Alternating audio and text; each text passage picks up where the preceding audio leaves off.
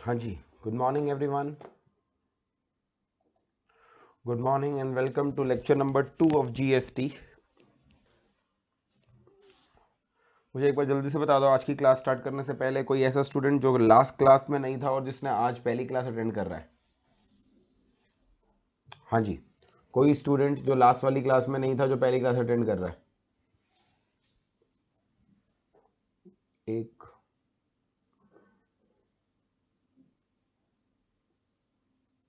एक, दो, तीन, नहीं दो,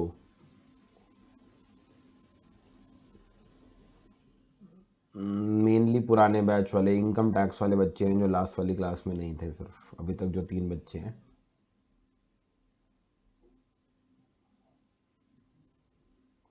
चलिए स्टार्ट करते हैं। तो जो बच्चे लास्ट क्लास में नहीं थे उनको मैं पहले बता दूं, लास्ट क्लास के अंदर सिर्फ टैक्स की इंट्रोडक्शन डिस्कस की गई थी कि ये सब्जेक्ट किस तरह का है, इसको पढ़ने की अप्रोच क्या होगी, हमारी स्टडी मटेरियल कौन सा करना है, टेस्ट कैसे होंगे एंड सो ऑन। ब्रेक से पहले सारी ये डिस्कशन हुई थी। ब्रेक के बाद हमने टैक्सेशन के बारे में कुछ बेसिक डिस्कशन करी थी जिसको मैं अभी यहाँ पर रिपीट करूंगा ही। तो अगर कोई बच्चा आज से ज्वाइन कर रहा है तो कोई भी ऐसी चीज नहीं है जो आपने मिस आउट करी है, क्योंकि आज जो मेन हमारा सब्जेक्ट है वो आज से स्टार्ट होने वाला है। Last class was only an introduction just to give you a brief about how we are going to study and what taxation subject is all about, ताकि आपके दिमाग में क्लैरिटी हो कि आप जब ये सब्जेक्ट पढ़ रहे हैं टैक्सेशन तो ये सब्जेक्ट किस तरह का है। चलिए, लास्ट क्लास के अंदर हमने टैक्सेशन की डिस्कशन करनी शुरू करी थी।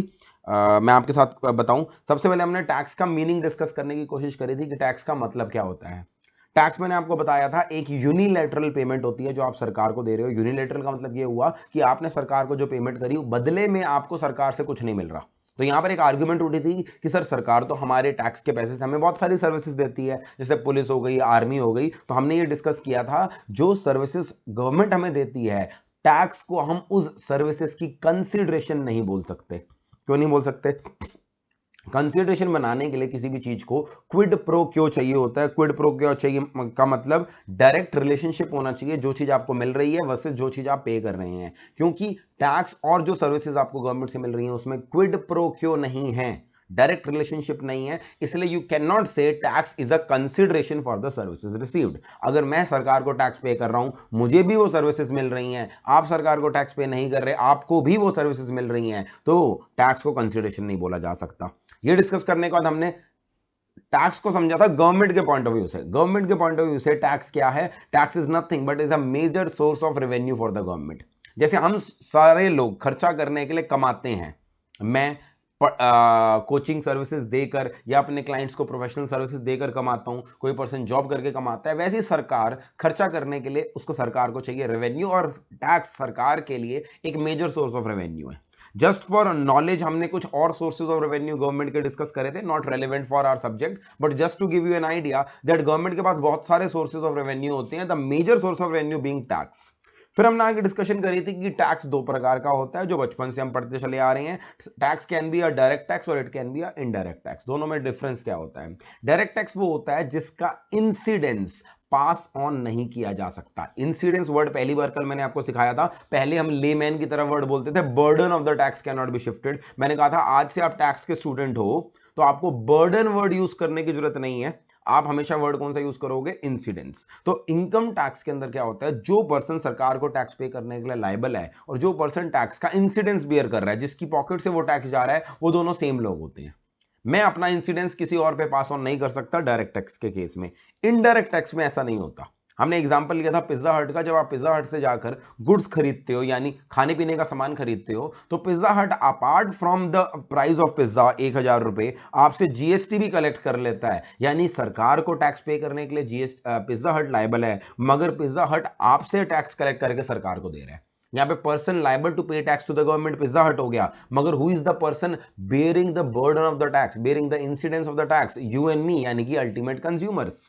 तो बेसिकली जब दो लोग अलग अलग हो जाते हैं, बर्डन कोई और बियर कर रहा है, इंसिडेंस कोई और भी, सरकार को पे करने के लिए लायबल कोई और है, मगर बर्डन कोई और बियर कर रहा है, तो उसे हम क्या बोल सकते हैं? उसे इनडायरेक्ट टैक्स बोलते हैं। फिर हमने अगली चीज डिस्कस करी थी, जरूरी नहीं है कि एज अ सेलर आप हमेशा जीएसटी का अमाउंट या इनडायरेक्ट टैक्स का अमाउंट अलग से चार्ज करें। हमने एग्जांपल लिया, अगर पिज्जा हट के कंपैरिजन में डोमिनोज का एग्जांपल लिया, अगर डोमिनोज जो मेन्यू के अंदर प्राइस दे रखा है 1,000 रुपए पिज्जा का, वही चार्ज करता है, जीएसटी अलग से चार्ज नहीं करता, क्या फिर भी गवर्नमेंट सप्लायर से यानी सेलर से जीएसटी चार्ज करेगी, कलेक्ट करेगी? The answer is yes. यानी एक चीज हमने डिस्कस करी थी, इनडायरेक्ट टैक्स एक कॉन्टिंजेंट लायबिलिटी नहीं है, वो जो इस बात पे डिपेंड करती है कि तुमने कस्टमर से टैक्स लिया या नहीं लिया। इवन इफ तुमने कस्टमर से टैक्स नहीं लिया, सरकार कहती है हम तो तुमसे टैक्स कलेक्ट करेंगे। यानी you have to make sure that अगर आपको कमर्शियली लगता है कि आपको कस्टमर से अलग से चार्ज करना चाहिए, कर लो। अगर तुमने नहीं भी करा,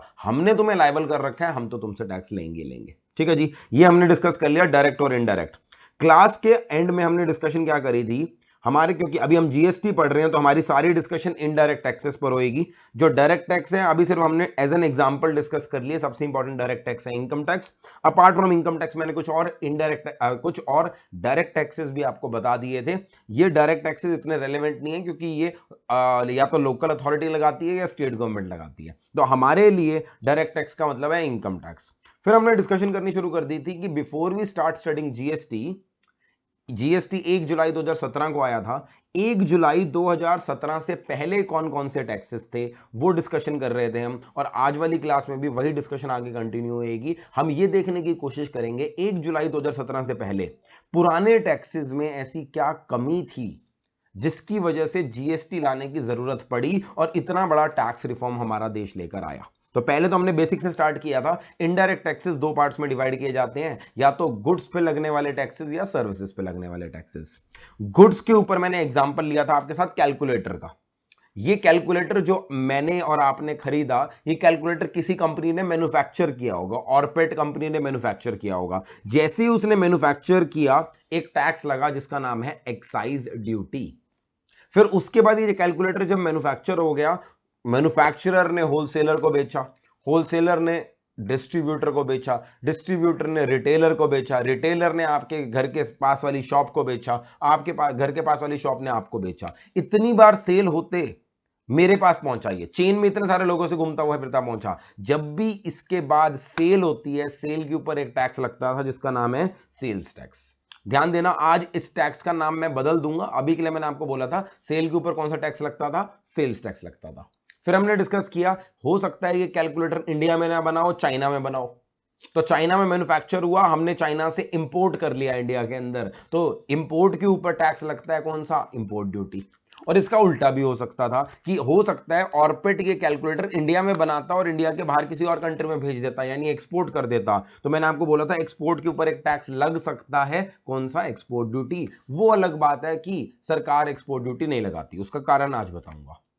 ये सारी बातें थी गुड्स के ऊपर। ये सारे जो इवेंट्स हैं ना, जिनके होने पे हम कोई ना कोई टैक्स ट्रिगर कर रहे हैं, मैन्युफैक्चर, सेल, इंपोर्ट, एक्सपोर्ट, इन्हें हम टैक्स की भाषा में बोलते हैं टैक्सेबल इवेंट्स। इन्हें हम क्या बोलते हैं, टैक्सेबल इवेंट्स बोलते हैं। सर क्या हमें जीएसटी की नोटबुक बनानी है? जीएसटी की नोटबुक आपको बनाने की कोई जरूरत नहीं है। इनकम टैक्स की मैं नोटबुक बनवाता हूं, उसमें काफी सारे इलस्ट्रेशंस, क्वेश्चंस भी कराता हूं, मगर जीएसटी में ऐसा नहीं होगा। जीएसटी में जो भी नोटिंग्स करानी है मुझे, मैं बुक में ही कराऊंगा, और जो भी क्वेश्चंस भी होंगे, इलस्ट्रेशंस भी मैंने डाली हैं, उनके सॉल्यूशन की जगह मैंने बुक में बना रखी है। तो आपकी बुक बड़ी कॉम्प्रिहेंसिव होएगी, उसी के अंदर ही जो नोटिंग है मैंने करानी है। आप जीएसटी के अंदर कोई नोटबुक ना भी बनाओ तो चलेगा, इनकम टैक्स में नोटबुक बनाएंगे, जीएसटी में ना भी बनाओ चल जाएगा। जो इनकम टैक्स के अंदर आपने नोटबुक बनानी है, उसी को अगर आप चाहो तो जीएसटी की भी बना सकते हो। अगर बाय चांस कुछ इंपॉर्टेंट आपको लिखना पड़ा तो नोट डाउन कर लेना, वैसे जरूरत नहीं है। ठीक है जी, हाँ आगे बढ़ रहा था। तो ये सारे इवेंट्स को हम क्या, अभी ये सारी चीजें जो मैं समझा रहा हूं ना, नोट डाउन मत करना, क्या नोट डाउन करना है वो मैं आपको बता दूंगा। अच्छा मुझे एक जल्दी से बात बता दो, मैंने कुछ डेमो नोट्स भेजे थे आपको ग्रुप पर, क्या आप सबने उसका प्रिंट आउट निकाल लिया? मैंने कल क्लास में बोला भी था कि जब तक आपको बुक नहीं मिलेगी, बुक आपको ऑब्वियसली नेक्स्ट वीक की स्टार्टिंग तक मिलेगी, तो ध्यान रखना प्लीज, एक बार वो प्रिंट आउट निकाल के रखना। जो भी नोटिंग करानी है मैं आपको आज करा दूंगा, ठीक है? अभी सिर्फ सुनते जाओ, अभी नोटिंग नहीं करनी, अभी कॉन्सेप्ट समझना है। तो हम ये डिस्कस कर रहे हैं, गुड्स के केस में काफी सारे टैक्सेबल इवेंट हुआ करते थे। मैन्युफैक्चर हुआ करता था, सेल हुआ करता था, इंपोर्ट हुआ करता था, एक्सपोर्ट हुआ करता था। इन सारे टैक्सेबल इवेंट्स के ऊपर अलग अलग टैक्स लगते थे। अब अगली चीज ये है, सर्विसेज की जब बात आई, सर्विसेज के अंदर हमें बहुत सारे अलग अलग टैक्सेबल इवेंट नहीं मिले। सर्विसेज के केस में अलग अलग टैक्सेबल इवेंट नहीं मिले। सर्विसेज के केस में सिर्फ एक ही टैक्सेबल इवेंट बना दिया हमने, प्रोविजन ऑफ सर्विस। कारण, क्योंकि सर्विस मैन्युफैक्चर कब होती है और सर्विस सेल कब होती है, ये दोनों चीजें अलग अलग नहीं होती। मैं इस समय आपको सर्विसेज दे रहा हूं, मैं सर्विसेज मैन्युफैक्चर कर रहा हूं या मैं सर्विसेज आपको सेल कर रहा हूं, नोबडी कैन से, क्योंकि सर्विसेज दिख नहीं रही हैं। गुड्स के केस में टेंजिबल होते हैं, उनका आप बता सकते हो कि ये गुड्स अभी मैन्युफैक्चर हुए हैं, अब सेल हुए हैं। सर्विसेज कब मैन्युफैक्चर हुई कब सेल हुई बताई नहीं जा सकती, यानी सर्विसेज के केस में ये दोनों टैक्सेबल इवेंट अलग अलग नहीं थे, इसलिए सर्विसेज के केस में हमने क्या बना दिया, taxable event provision of service, और इसके ऊपर टैक्स लगता था जिसका नाम था सर्विस टैक्स। साथ साथ सर्विसेज की इंपोर्ट और एक्सपोर्ट के ऊपर भी हमने कस्टम ड्यूटी नहीं लगाई, सर्विसेज की इंपोर्ट और एक्सपोर्ट ड्यूटी पे भी हमने क्या लगा दिया था, सर्विस टैक्स लगा दिया था। तो ये हमारे मेजर टैक्सेस थे 1 जुलाई 2017 से पहले। ठीक है, अब इसके अंदर आगे डिस्कशन करनी शुरू करते हैं। ये टैक्सेस हमारे 1 जुलाई 2017 से पहले तो थे, मगर अगला सवाल ये है कि इन टैक्सेस को लगाता कौन था, कौन सी गवर्नमेंट इन टैक्सेस को लगाती थी।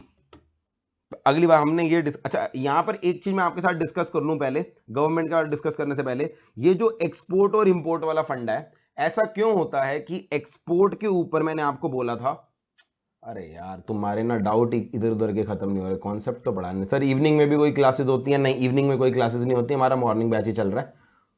और MCA पता नहीं क्या बोला तुमने, चलो छोड़ो। हाँ, क्या बोल रहा था, बुलवा दिया मुझे। हाँ, मैं ये डिस्कस कर रहा था, कल मैंने आपको बोला था कि एक्सपोर्ट के ऊपर एक्सपोर्ट ड्यूटी लग सकती है, इंडियन गवर्नमेंट लगाती नहीं है। On the other hand import के ऊपर गवर्नमेंट क्या लगाती है, इंपोर्ट ड्यूटी लगाती है। इसका कारण क्या है, ऐसा क्यों है कि इंपोर्ट ड्यूटी के ऊपर तो टैक्स लगता है मगर एक्सपोर्ट ड्यूटी के ऊपर टैक्स नहीं लगता। तो मुझे इसका कारण देखो, एक जमाना हुआ करता था दुनिया के अंदर जब कंट्रीज आपस में ट्रेड ही नहीं करती थी, जब कंट्रीज आपस में ट्रेड नहीं करती थी, हर कंट्री अपने आप में सेल्फ सफिशिएंट होती थी, उस जमाने में तो इंपोर्ट और एक्सपोर्ट होती नहीं थी और टैक्स लगाने की जरूरत ही नहीं पड़ती थी। धीरे धीरे जैसे कंट्रीज ने आपस में ट्रेड करना शुरू किया, एक बहुत बड़ी प्रॉब्लम अराइज हुई। क्या अराइज हुई, 1 मिनट के लिए एग्जांपल लेते हैं। मान लो इंडिया ने कोई गुड्स एक्सपोर्ट करे, किसको, चाइना को। इंडिया ने कुछ गुड्स चाइना को एक्सपोर्ट किए। इंडिया और चाइना के बीच में जो ट्रेड है ना, वो सालों पहले से, मतलब हिस्ट्री में बहुत पहले चले जाओ ना, सालों पहले से इंडिया और चाइना के बीच में ट्रेड चली आ रही है। अब जैसी इंडिया ने चाइना को गुड्स भेजे, इन गुड्स के ऊपर क्या टैक्स, कौन टैक्स लगाएगा, क्या इंडिया टैक्स लगाएगी या चाइना टैक्स लगाएगी, that was the question. Indian government कहती थी क्योंकि गुड्स हमारे यहां से जा रहे हैं, हमारी कंट्री से जा रहे हैं, तो इन गुड्स के ऊपर जो इनडायरेक्ट टैक्स है वो हमें लगाना चाहिए, क्योंकि इनको मैन्युफैक्चर करने में, इनको सेल करने में सारा इंफ्रास्ट्रक्चर जो यूज हुआ है, सर्विसेज फैसिलिटीज जो यूज हुई हैं, वो हमने दी हैं, तो टैक्स पर हमारा हक होना चाहिए। चाइना कहती थी नहीं, क्योंकि ये गुड्स अब चाइना में आ गए हैं और ये चाइना के अंदर कंज्यूम होने वाले हैं, क्योंकि अल्टीमेटली ये यूज चाइना के अंदर होंगे, तो चाइनीज गवर्नमेंट कहती थी हम इस पे टैक्स लगाएंगे। तो इंटरनेशनल ट्रेड में सबसे बड़ी प्रॉब्लम ये होती थी कि कौन सी कंट्री टैक्स लगाएगी जब गुड्स एक कंट्री से दूसरी कंट्री में मूव कर रहे हैं। जिस कंट्री से गुड्स जाते थे, एक्सपोर्ट होते थे, उसे बोलते थे ओरिजिन कंट्री। मेरे एग्जाम्पल के अंदर India was origin country. Similarly मेरे एग्जाम्पल में चाइना, जहां पर गुड्स पहुंच जा रहे हैं, उसे बोलते थे डेस्टिनेशन कंट्री। तो डाउट ये आता था कि इस केस के अंदर ओरिजिन कंट्री टैक्स लगाएगी या डेस्टिनेशन कंट्री टैक्स लगाएगी। अब इस डाउट को सॉल्व करने के, जब तक ये डाउट सॉल्व नहीं होगा, जब तक ये प्रॉब्लम, ये डिस्प्यूट सॉल्व नहीं होगा, इंटरनेशनल ट्रेड हो ही नहीं पाएगी, क्योंकि अगर दोनों कंट्रीज ने टैक्स लगा दिया तो 2 बार टैक्स लग जाएगा, उसके बाद तो वो गुड्स बिक ही नहीं पाएंगे, इतने महंगे हो जाएंगे कि कोई कंट्री दूसरी कंट्री का ट्रेड ही नहीं करेगी।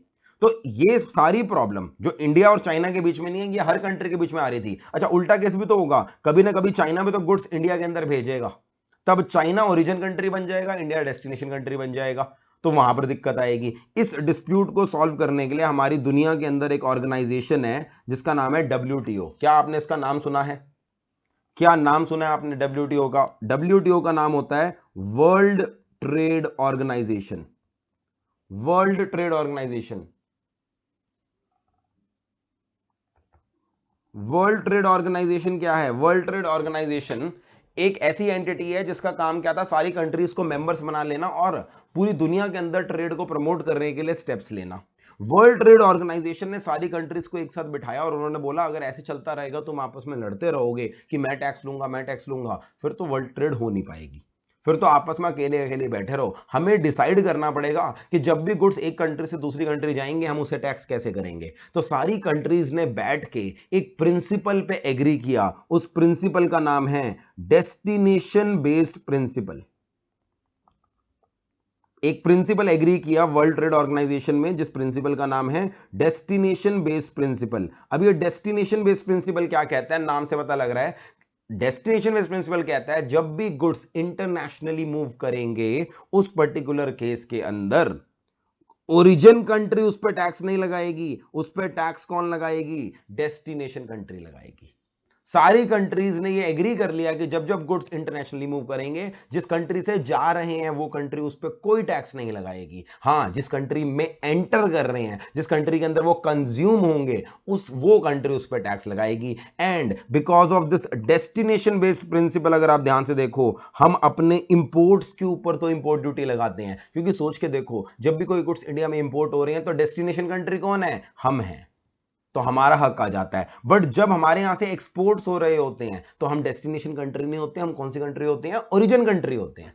तो उस केस के अंदर इंडिया एक्सपोर्ट ड्यूटी नहीं लगाती, कोई भी टैक्स नहीं लगाती, उन गुड्स को टोटली टैक्स फ्री करके भेजती है एक्सपोर्ट के केस में, क्योंकि इंटरनेशनली हमने वादा कर रखा है डब्ल्यूटीओ के अंदर कि हम डेस्टिनेशन बेस्ड प्रिंसिपल फॉलो करेंगे इंटरनेशनल ट्रेड में। तो आज तक मैं जब भी आपको बोलता, आज मैंने कल आपसे पूछा था एक्सपोर्ट्स के ऊपर एक्सपोर्ट ड्यूटी क्यों नहीं लगती, एक दो बच्चों ने मुझे चैट में जवाब भी दिया था, सर एक्सपोर्ट्स को एनकरेज करने के लिए, ताकि हम फॉरेक्स कमा लें। वो कारण ठीक है, मगर आज मैं आपको एक चीज बताना चाह रहा हूं, हम एक्सपोर्ट्स के ऊपर एक्सपोर्ट ड्यूटी लगा ही नहीं सकते, क्योंकि हमने डेस्टिनेशन बेस्ड प्रिंसिपल एग्री किया है।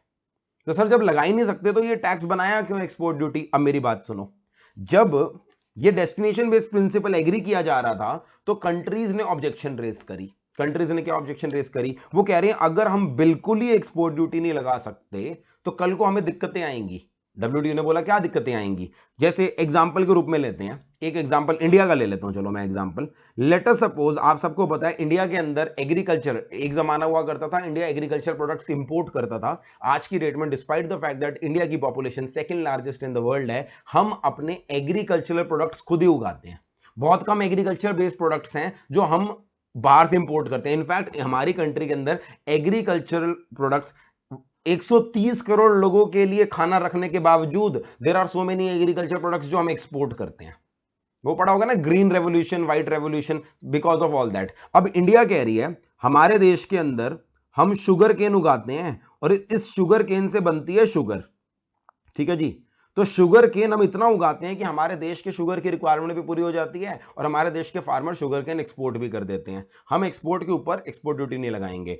बट मुझे एक बात बताओ, शुगर केन जो हमारे देश में उगाया जाता है, क्या ये मॉनसून पर डिपेंड करता है या नहीं डिपेंड करता? हमारे देश के अंदर इरिगेशन अभी भी बहुत लिमिटेड है, तो जो भी शुगर केन उगाया जाएगा मेनली हरियाणा, उत्तर प्रदेश, इस बेल्ट में उगाया जाता है। अगर मॉनसून ढंग से नहीं आया तो शुगर केन नहीं बनेगा, और शुगर केन नहीं बनेगा तो आपको पता है शुगर की स्कैरसिटी हो जाएगी और शुगर के प्राइसेस बहुत ऊपर चले जाएंगे। एक मिनट के लिए मैं एग्जांपल लेता हूं, लेट अस सपोज किसी एक साल मॉनसून बेकार हो गया, कुछ ऐसा हुआ, बेवक्त बारिश हो गई या थोड़ी लेट बारिश हुई और शुगर केन की प्रोडक्शन 50% प्रोडक्शन गिर गई, यानी जितना शुगर केन इंडिया में उगता है एक साल में उसका सिर्फ 50% ही होगा किसी साल के अंदर। अब मुझे बताओ 50% शुगर केन ही होगा, उसमें तो इंडिया के लोगों की रिक्वायरमेंट ही पूरी नहीं होगी, एक्सपोर्ट करना तो दूर की बात। मगर हमारे जो फार्मर्स हैं, जो फार्मर्स शुगर केन उगाते हैं, उन्होंने तो क्या कर रखा होगा, एक्सपोर्ट के अंदर उनको अच्छा प्राइस मिलता होगा। तो अगर एज अ कंट्री हमारे देश में शुगर केन की प्रोडक्शन कम हुई है, हमारे देश में शुगर केन की स्कैरसिटी है, क्या आप फार्मर को फोर्स कर सकते हो कि भाई तू शुगर केन एक्सपोर्ट मत कर इस साल, तू शुगर केन इंडिया के अंदर ही बेच? डेमोक्रेटिक कंट्री है, फोर्स नहीं कर सकते। और फार्मर जिसने मेहनत करके उगाया है उसको तो प्रॉफिट भी कमाना है ना, वो डिस्पाइट द फैक्ट दैट देश के अंदर शुगर केन की कमी है, वो हो सकता है एक्सपोर्ट करे, क्योंकि उसको एक्सपोर्ट में बढ़िया प्राइस मिल रहा है, उसको एक्सपोर्ट में ज्यादा प्रॉफिटेबिलिटी मिल रही है। और प्रॉफिटेबिलिटी मिल रही है तो उस केस के अंदर इंडिया के अंदर शुगर केन और कम हो जाएगा, इंडिया में प्राइसेस और ज्यादा शूट अप हो जाएंगे। यहां पर गवर्नमेंट क्या कहती है, हम फार्मर को रोक तो नहीं सकते, हम फार्मर को डिस्करेज कर सकते हैं। कैसे डिस्करेज कर सकते हैं? हम शुगर केन के ऊपर क्या लगा देंगे, एक्सपोर्ट ड्यूटी लगा देंगे। शुगर केन की एक्सपोर्ट्स को क्या कहते हैं, डिस्करेज करने के लिए सिचुएशन में हम शुगर केन के ऊपर क्या लगा देंगे, एक्सपोर्ट ड्यूटी लगा देंगे। एक्सपोर्ट ड्यूटी लगाने से क्या होगा, जैसी शुगर केन के ऊपर आप एक्सपोर्ट ड्यूटी लगाओगे, शुगर केन महंगा हो जाएगा बाहर के लोगों के लिए। यानी अगर पहले लेट अस सपोज $1000 का हम शुगर केन बेच रहे थे, 1 क्विंटल बोल लो या what ever the quantity is, अब जैसे ही आप उसके ऊपर मान लो 10% एक्सपोर्ट ड्यूटी लगा दो, तो अब बाहर के लोगों को वो $1100 का पड़ेगा। इन अदर वर्ड्स, बाहर के लोग हमारे फार्मर से खरीदेंगे ही नहीं, और अगर एक्सपोर्ट ड्यूटी फार्मर का है, मैं हिट लूंगा, मैं कस्टमर से चार्ज नहीं करूंगा, तो फार्मर की प्रॉफिटेबिलिटी कम हो जाएगी। इससे इंश्योर हो जाएगा कि इस साल शुगर केन का एक्सपोर्ट नहीं होगा, डोमेस्टिकली ही बेचेंगे फार्मर। यानी एक्सपोर्ट ड्यूटी वैसे तो नहीं लगा सकते, वर्ल्ड ट्रेड ऑर्गेनाइजेशन ने मना कर रखा है एक्सपोर्ट ड्यूटी लगाने के लिए, मगर डब्ल्यूटीओ ने डेस्टिनेशन बेस्ड प्रिंसिपल एग्री करवाते समय कंट्रीज को थोड़ी सी लिबर्टी दी थी। क्या लिबर्टी दी थी? उन्होंने कहा था कभी अगर आपको ऐसा लग रहा है कि किसी गुड्स की एक्सपोर्ट को आपको डिस्करेज करना पड़ रहा है फॉर योर ऑन बेनिफिट, क्योंकि उसकी स्कैरसिटी होगी आपकी कंट्री के अंदर, तब आप एक्सपोर्ट ड्यूटी लगा सकते हो। एंड दैट इज वाई मैंने कल आपको बोला था आमतौर पे एक्सपोर्ट ड्यूटी नहीं लगती, फिर भी हमने एक्सपोर्ट ड्यूटी के लिए एक्ट बना रखा है, हमने एक्सपोर्ट ड्यूटी का प्रोविजन रख रखा है। क्यों? क्योंकि अगर एक सरकार को एक्सपोर्ट ड्यूटी लगानी पड़े तो उसके पास लॉ होना चाहिए एक्सपोर्ट ड्यूटी लगाने का। दैट इज वाई हम बोलते हैं एक्सपोर्ट्स के ऊपर लग सकता है एक्सपोर्ट ड्यूटी, वो अलग बात है, लगती नहीं है। कारण बड़ा ही सिंपल सा है, क्योंकि डेस्टिनेशन बेस्ड प्रिंसिपल है और हम एक्सपोर्ट्स पे कोई भी टैक्स नहीं लगा सकते। जब एक्सट्रीम सर्कमस्टेंसेस आते हैं तब गवर्नमेंट क्या करती है? एक्सपोर्ट ड्यूटी लगा लेती है। गेटिंग माय पॉइंट और नॉट? अच्छा, इंपोर्ट ड्यूटी भर भर के लगाती है सरकार। क्यों? इंपोर्ट ड्यूटी में तो हम डेस्टिनेशन कंट्री है ना, तो हमारा हक बनता है टैक्स लगाने का। तो इंपोर्ट ड्यूटी कितनी तरह की हुआ करती थी उसकी डिस्कशन में आगे करूंगा, अभी सिर्फ इतना याद रख लो, इंपोर्ट के ऊपर इंपोर्ट ड्यूटी लगती है। गेटिंग माय पॉइंट और नॉट? तो मैंने आपको ब्रॉडली बता दिया टैक्सेस कौन कौन से होते थे और टैक्सेबल इवेंट कौन कौन से होते थे। पहले गुड्स के ऊपर 4 टैक्सेबल इवेंट होते थे, सर्विसेज के ऊपर मेनली एक ही टैक्सेबल इवेंट हुआ करता था।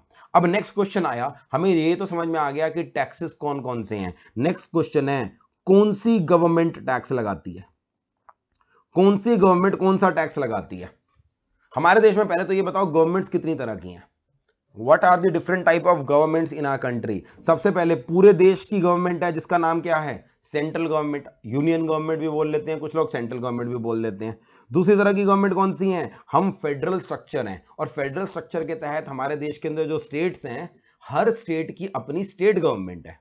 तीसरी चीज मुझे जल्दी से बताओ, तीसरी तरह की गवर्नमेंट कौन सी होती है? सेंट्रल गवर्नमेंट, स्टेट गवर्नमेंट, एक तीसरा टीयर ऑफ गवर्नमेंट भी आती है। बचपन में क्या सिविक्स की क्लास में सो रहे थे क्या? सबने बोल दिया 2 तरह की गवर्नमेंट है, तीसरी तरह की गवर्नमेंट नहीं होती। यस, लोकल अथॉरिटी, यानी कि इसके अंदर आती है municipal corporation, municipality, panchayat, cantonment board, ये सब किस में आ जाते हैं? लोकल अथॉरिटी के अंदर आ जाते हैं। तो 3 तरह की गवर्नमेंट होती है हमारी, सेंट्रल गवर्नमेंट, स्टेट गवर्नमेंट और लोकल अथॉरिटी। टैक्सेशन के पॉइंट ऑफ व्यू से अभी के लिए लोकल अथॉरिटी को छोड़ दो, क्योंकि पावर लोकल अथॉरिटी को नहीं दे रखी। कुछ टैक्सेस हैं जो लोकल अथॉरिटी लगाती है, बाद में बताऊंगा। उन पावर लोकल अथॉरिटी के पास नहीं है, वहां पे स्टेट गवर्नमेंट लोकल अथॉरिटी को पावर डेलीगेट कर देती है।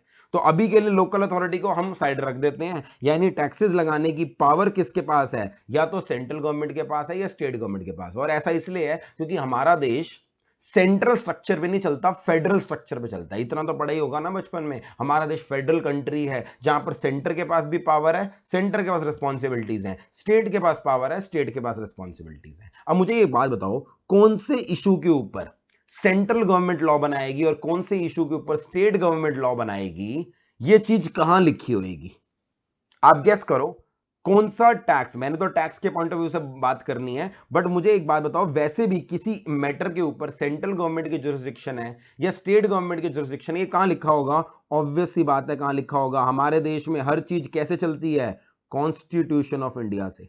जब हमारा देश आजाद हुआ था 1947 में, तो बी आर अंबेडकर की एक टीम बनाई गई थी, headed by B R Ambedkar, जिनको कॉन्स्टिट्यूशन ड्राफ्ट करने के लिए बोला गया था, और उन्होंने 1949 के अंदर कॉन्स्टिट्यूशन ड्राफ्ट करके दे दिया था, जिसे 26 जनवरी 1950 को हमने अडॉप्ट किया था, जिसे आज भी हम रिपब्लिक डे की तरह सेलिब्रेट करते हैं। तो हमारे देश में पूरी मशीनरी किसके हिसाब से चलती है? कॉन्स्टिट्यूशन के हिसाब से। अगर कोई भी person, B it the president of India, B it the prime minister of India, कोई भी ऐसा एक्ट करते हैं जो कॉन्स्टिट्यूशन के बियॉन्ड जाते हैं, तो वो एक्ट नल एंड वॉइड होगा, उसकी कोई लीगल वैलिडिटी नहीं होगी। तो अब जब मैं टैक्सेस की बात कर रहा हूं, तो सवाल ये आता है ये टैक्सेस कौन लगाते हैं, और इसका आंसर कॉन्स्टिट्यूशन में होगा। अब कॉन्स्टिट्यूशन तो सर इतना बड़ा है, आपको पता होगा ना, हमारे देश का कॉन्स्टिट्यूशन सबसे बड़ा कॉन्स्टिट्यूशन इन द वर्ल्ड है, सबसे लंबा लिखा हुआ कॉन्स्टिट्यूशन पूरी दुनिया में किसका है? इंडिया का है। सर कॉन्स्टिट्यूशन में प्रिसाइसली कहां लिखा है? कॉन्स्टिट्यूशन के अंदर ना एक 7th शेड्यूल है, कॉन्स्टिट्यूशन के अंदर 7th शेड्यूल है, जिसके अंदर 3 तरह की लिस्ट बनाई गई हैं। बचपन में ये लिस्ट आपने इनका जिक्र पड़ा है, जल्दी से याद करो कौन कौन सी लिस्ट हैं। पहली तरह की लिस्ट है यूनियन लिस्ट, दूसरी तरह की लिस्ट है स्टेट लिस्ट, और तीसरी तरह की लिस्ट कौन सी है? Concurrent list. याद आ रहा है? बचपन बचपन के अंदर पढ़ा था 3 तरह की लिस्ट है हमारे कॉन्स्टिट्यूशन में। जल्दी से मुझे बताओ, यूनियन लिस्ट वो लिस्ट होती है जिसके अंदर वो मैटर्स लिखे होते हैं जिनके ऊपर पावर हम आमतौर पे बोलते हैं किसकी है? Central government. स्टेट लिस्ट के अंदर वो मैटर्स लिखे हैं जिनके ऊपर पावर हम किसकी बोलते हैं? State government. और कंकरेंट लिस्ट वो होती है जिसके ऊपर सेंट्रल गवर्नमेंट और स्टेट गवर्नमेंट दोनों की पावर मानते हैं। अभी 1 मिनट के लिए टैक्स साइड में रखो, पहले मुझे जल्दी से बताओ कोई भी 1-2 मैटर जो आपके दिमाग में आ रहे हैं, टैक्स को छोड़ दो एक बार के लिए, टैक्स की बात मैं बताऊंगा, कोई भी 1-2 मैटर जो आपके हिसाब से कंकरेंट लिस्ट में आ रहे हैं, कोई भी 1-2 मैटर दिमाग में आ रहे हो यूनियन लिस्ट के अंदर, सॉरी कंकरेंट बोल दिया मैंने, कोई भी 1-2 मैटर जो आपके हिसाब से यूनियन लिस्ट में आ रहे हैं, कंकरेंट नहीं सॉरी यूनियन लिस्ट के अंदर आ रहे हैं, पहले यूनियन लिस्ट बताओ। यूनियन लिस्ट के अंदर कौन कौन से मैटर आ रहे हैं? बिल्कुल सही, नेशनल सिक्योरिटी, नेशनल सिक्योरिटी या डिफेंस ऑफ द कंट्री किसके अंदर जाएगा? ऑब्वियस सी बात है यूनियन लिस्ट के अंदर जाएगा। क्या आपने कभी इंडिया का डिफेंस मिनिस्टर देखा होगा? आपने क्या कभी यूपी का डिफेंस मिनिस्टर देखा है? कभी हरियाणा का डिफेंस मिनिस्टर देखा है? कभी महाराष्ट्र का डिफेंस मिनिस्टर देखा है? नहीं। सिमिलरली मुझे बताओ फॉरेन अफेयर्स, फॉरेन अफेयर्स जो हैं, क्या वो कभी किसी एक कंट्री के कभी एक किसी स्टेट के देखे हैं? क्या फॉरेन मिनिस्टर यूपी का है? क्या हरियाणा का फॉरेन मिनिस्टर है? The answer is no. तो नेशनल डिफेंस और फॉरेन अफेयर्स ये सेंट्रल गवर्नमेंट के अंदर आते हैं। मैं एग्जांपल दे रहा हूं, उनका लेना देना कुछ नहीं हमारे सिलेबस से, जस्ट आइडिया दे रहा हूं। कोई ऐसा मैटर बताओ जो स्टेट लिस्ट के अंदर आता है, कोई ऐसा मैटर बताओ जो स्टेट लिस्ट के अंदर आता है जिसपे जुरिस्डिक्शन स्टेट गवर्नमेंट की होती है। बिल्कुल सही, पुलिस। पुलिस प्योरली किसके अंदर आती है? स्टेट के अंदर। कल ही आपने एक इंसिडेंट देखा जिसके अंदर प्राइम मिनिस्टर पंजाब गए हुए थे और पंजाब के अंदर 15-20 मिनट के लिए उनकी सेफ्टी के अंदर, उनकी सिक्योरिटी में थोड़ा सा ब्रीच हुआ, जिसके लिए क्रिटिसाइज किया जा रहा है पंजाब गवर्नमेंट को। सोचो क्यों? क्योंकि जो पंजाब के अंदर पुलिस है वो किसके ऊपर, किसके अंडर आती है? वो पंजाब गवर्नमेंट के अंडर आती है। तो पुलिस एक ऐसा मैटर है जिसके जो किसके अंडर आता है? हमेशा स्टेट गवर्नमेंट के अंडर आता है। सिमिलरली एग्रीकल्चर मेनली किसके अंडर आता है? स्टेट लिस्ट के अंदर। यहां पर भी कुछ डिफरेंसेस होते हैं, कुछ चीजें सेंटर के अंदर आती हैं, बट एग्रीकल्चर आमतौर पे किसके अंदर आएगी? स्टेट के अंदर। लिकर इसके अंडर आता है, अल्कोहल यहां पर आता है। क्यों? तभी आपने देखा होगा कुछ स्टेट के अंदर अल्कोहल बैंड है, हमारे देश के अंदर कुछ स्टेट्स के अंदर अल्कोहल बैंड है, बिहार और गुजरात। सिमिलरली साउथ इंडिया के अंदर कुछ एरियाज हैं, कुछ केरला के अंदर, जहां पर कुछ तरह की अल्कोहल बैंड है, सिर्फ कुछ तरह की अल्कोहल मिलती है। हाँ, कुछ कंट्री स्टेट्स ऐसी हैं जहां पर अल्कोहल मिलती भी है मगर प्राइस डिफरेंट होते हैं, because alcohol and liquor is a state matter. अच्छा जल्दी से बताओ कंकरेंट लिस्ट के 1-2 example. Example concurrent list, concurrent list में कोई 1-2 मैटर जो आपने देखे हो। बिल्कुल सही, एजुकेशन। एजुकेशन कंकरेंट लिस्ट में आती है, दैट इज वाई आप सेंट्रल बोर्ड भी देखते हो एजुकेशन का और स्टेट बोर्ड भी देखते हो। क्या हरियाणा बोर्ड के एग्जाम्स होते हैं? बिल्कुल होते हैं। क्या यूपी बोर्ड के एग्जाम्स होते हैं? क्या महाराष्ट्र बोर्ड के एग्जाम्स होते हैं? थोड़ा समय पहले दिल्ली ने भी अपना बोर्ड अनाउंस कर दिया है, और उधर से सीबीएसई भी होता है, आईसीएसई भी होता है। तो बेसिकली एजुकेशन इसके अंदर आता है। थोड़ी देर पहले कोई बच्चा फाइनेंस कह रहा था, फाइनेंस दोनों के अंदर आता है, कंकरेंट के पास होता है। ठीक है जी। तो अल्टीमेटली ये कुछ एग्जाम्पल मैंने दिए। अब इन एग्जाम्पल्स को छोड़ो, अब बात करते हैं टैक्सेशन की। टैक्सेशन, जब मैंने इतने सारे टैक्सेस आपके साथ बात करी, टैक्सेस कहां पर आएंगे वो डिपेंड करता है। टैक्सेस के पॉइंट ऑफ व्यू से याद रखना, ये वाली लिस्ट बेकार है। टैक्सेस की बात करें तो कोई भी टैक्सेशन वाला मैटर कंकरेंट लिस्ट में नहीं है। टैक्सेस की डिमार्केशन क्लियर कट कर रखी थी, कुछ टैक्सेस यूनियन लिस्ट में थे, कुछ स्टेट लिस्ट में थे। यूनियन लिस्ट की बात करूं, सबसे पहली बात यूनियन टैक्सेस की बात करें, सबसे पहला टैक्स जो हमने बाद में डिस्कस करना है, अभी पढ़ नहीं रहे बट मैंने जिक्र किया था, इनकम टैक्स। क्या लगता है इनकम टैक्स कौन सी लिस्ट में है? यूनियन लिस्ट में, स्टेट लिस्ट में या कंकरेंट लिस्ट में? जल्दी से बताओ क्या लगता है इनकम टैक्स किसकी जुरिस्डिक्शन में आएगा? यूनियन लिस्ट में, स्टेट लिस्ट में या कंकरेंट लिस्ट में? यस, इनकम टैक्स है यूनियन लिस्ट में। And to be precise, union list की एंट्री नंबर 82 है जो इनकम टैक्स के बारे में बात करती है। Entry number 82 of union list income के ऊपर टैक्स लगाने की पावर किसको देती है? सेंट्रल गवर्नमेंट को देती है। अब देखो, हम ना आम भाषा में बोल तो देते हैं यूनियन लिस्ट के मैटर के ऊपर पावर सेंट्रल गवर्नमेंट की है, बट लीगली सेंट्रल गवर्नमेंट की नहीं है, लीगली ये पार्लियामेंट की है। अगर आप कॉन्स्टिट्यूशन के अंदर जाके देखोगे ना, यूनियन लिस्ट के ऊपर मैटर्स जो हैं उस पर पावर पार्लियामेंट की लिखी है। सिमिलरली स्टेट लिस्ट के अंदर जो मैटर्स हैं उनके ऊपर पावर स्टेट लेजिस्लेचर की लिखी है। तो मेरा सवाल ये है अगला, जो कि मैं एक्सपेक्ट करता हूं आपको पता होना चाहिए, what is the difference between central government and parliament? क्या सेंट्रल गवर्नमेंट एंड पार्लियामेंट एक ही चीज होती हैं, या सेंट्रल गवर्नमेंट अलग चीज है, पार्लियामेंट अलग चीज है? द आंसर इज दोनों अलग चीजें हैं।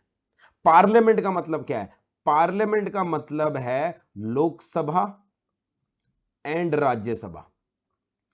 पार्लियामेंट का मतलब है लोकसभा एंड राज्यसभा। पार्लियामेंट में दो हाउसेज होते हैं। लोकसभा के अंदर 542 या 543 मेंबर्स होते हैं, एक आधा मेंबर वो कई बार चेंज होता रहता है डिपेंडिंग ऑन जब कंट्री का वो फिर से डिसाइड करते हैं जुरिस्डिक्शन। राज्यसभा के अंदर अप्रोक्सीमेटली 272 मेंबर्स होते हैं। These are elected representatives. 2019 में जब इलेक्शन हुए थे और अगली बार जब 2024 में इलेक्शन होंगे, हम लोग वोट डाल के अपने एमपीज को इलेक्ट करते हैं। These are part of Lok Sabha. Rajya Sabha के मेंबर्स को हम डायरेक्टली अपॉइंट नहीं करते, आप अपने स्टेट के अंदर एमएलएज अपॉइंट करते हो। जो आपके द्वारा अपॉइंटेड एमएलएज होते हैं वो राज्यसभा के मेंबर्स को अपॉइंट करते हैं। तो राज्यसभा एक तरह से इनडायरेक्टली हमारे द्वारा अपॉइंटेड होती है, क्योंकि हमारे इलेक्टेड एमएलएज आगे वोट करके राज्यसभा को बोलते हैं। These are basically the elected representatives of the people. हमारे देश के अंदर 3 टियर मशीनरी बना रखी है, जहां पर लेजिस्लेचर है, जहां पर जुडिशरी है, और तीसरी चीज क्या है? एग्जीक्यूटिव। लेजिस्लेचर, एग्जीक्यूटिव और जुडिशरी। लेजिस्लेचर वो पार्ट होता है जिसका काम है लॉ बनाना, और लॉ बनाने का काम सारा हमारे देश में किसको दे रखा है? पार्लियामेंट को दे रखा है। तो सर सेंट्रल गवर्नमेंट क्या बला है? पार्लियामेंट के अंदर, खासकर लोकसभा के अंदर, जिस पॉलिटिकल पार्टी या ग्रुप ऑफ पॉलिटिकल पार्टीज की मेजॉरिटी होती है, दे फॉर्म द गवर्नमेंट। आज की डेट में लोकसभा में क्या 542 सीट्स सारी की सारी बीजेपी की कोalition के पास है? ना, आंसर इज नो। इन 542 के अंदर अलग अलग पॉलिटिकल पार्टीज के एमपीज हैं। देयर आर एमपीज जो किसी पॉलिटिकल पार्टी के नहीं है, जो इंडिपेंडेंट है, दे टुगेदर मेक लोकसभा। बट क्योंकि लोकसभा के अंदर 542 में से जो 50% से ज्यादा सीट्स बीजेपी प्लस कोलिशन जो उनकी पार्टीज हैं उनकी है, अकॉर्डिंगली उनकी आज की डेट में क्या है? उनकी गवर्नमेंट है। That is the difference between parliament and government. Government is not part of legislature, government is part of executive. Government executive का पार्ट माना जाता है। यानी एग्जीक्यूटिव और लेजिस्लेचर में फर्क क्या हुआ? लॉ बनाना किसका काम है? लेजिस्लेचर का है। उस लॉ को इंप्लीमेंट करना किसका काम है? एग्जीक्यूटिव का है। गवर्नमेंट का काम क्या है? जो लॉ पार्लियामेंट बनाएगी उसको इंप्लीमेंट करना, उसको डे टू डे बेसिस पर एडमिनिस्टर करना, उसमें कोई प्रॉब्लम्स आ रही हैं तो उसके लिए रूल्स बनाकर उन्हें ठीक करना, यह काम गवर्नमेंट का है। बट आमतौर पर, और जितने भी लॉ बनते हैं हमारे देश के अंदर वो पार्लियामेंट बनाती है। बट आमतौर पर सर सुनते तो हम यही हैं कि मोदी गवर्नमेंट ने ये लॉ पास किया, या उससे पहले कांग्रेस गवर्नमेंट ने ये लॉ पास किया। लोग ये तो बोलते नहीं है, वो आम भाषा में ओवर सिंप्लीफाइड वर्जन में लोग बोल देते हैं। जैसे अभी फार्म बिल्स का इशू आया, फार्म बिल्स पहले पास हुए फिर वापस ले लिए गए। सारे बोल रहे हैं मोदी गवर्नमेंट ने फार्म बिल पास किए, मोदी गवर्नमेंट ने लॉ वापस ले लिया। गलत। गवर्नमेंट ने बिल पास नहीं किए थे, ना गवर्नमेंट ने वापस लिए। लीगली बात करते हैं, लीगली पार्लियामेंट ने लॉ पास किया था, पार्लियामेंट ने वापस किया। वो फिर बोल इसलिए देते हैं क्योंकि पार्लियामेंट में लॉ पास करने के लिए 50% मेजॉरिटी चाहिए होती है। और अभी मैंने बोला जिस पार्टी की गवर्नमेंट होती है उसके पास 50% मेजॉरिटी होती है, तभी तो गवर्नमेंट होती है।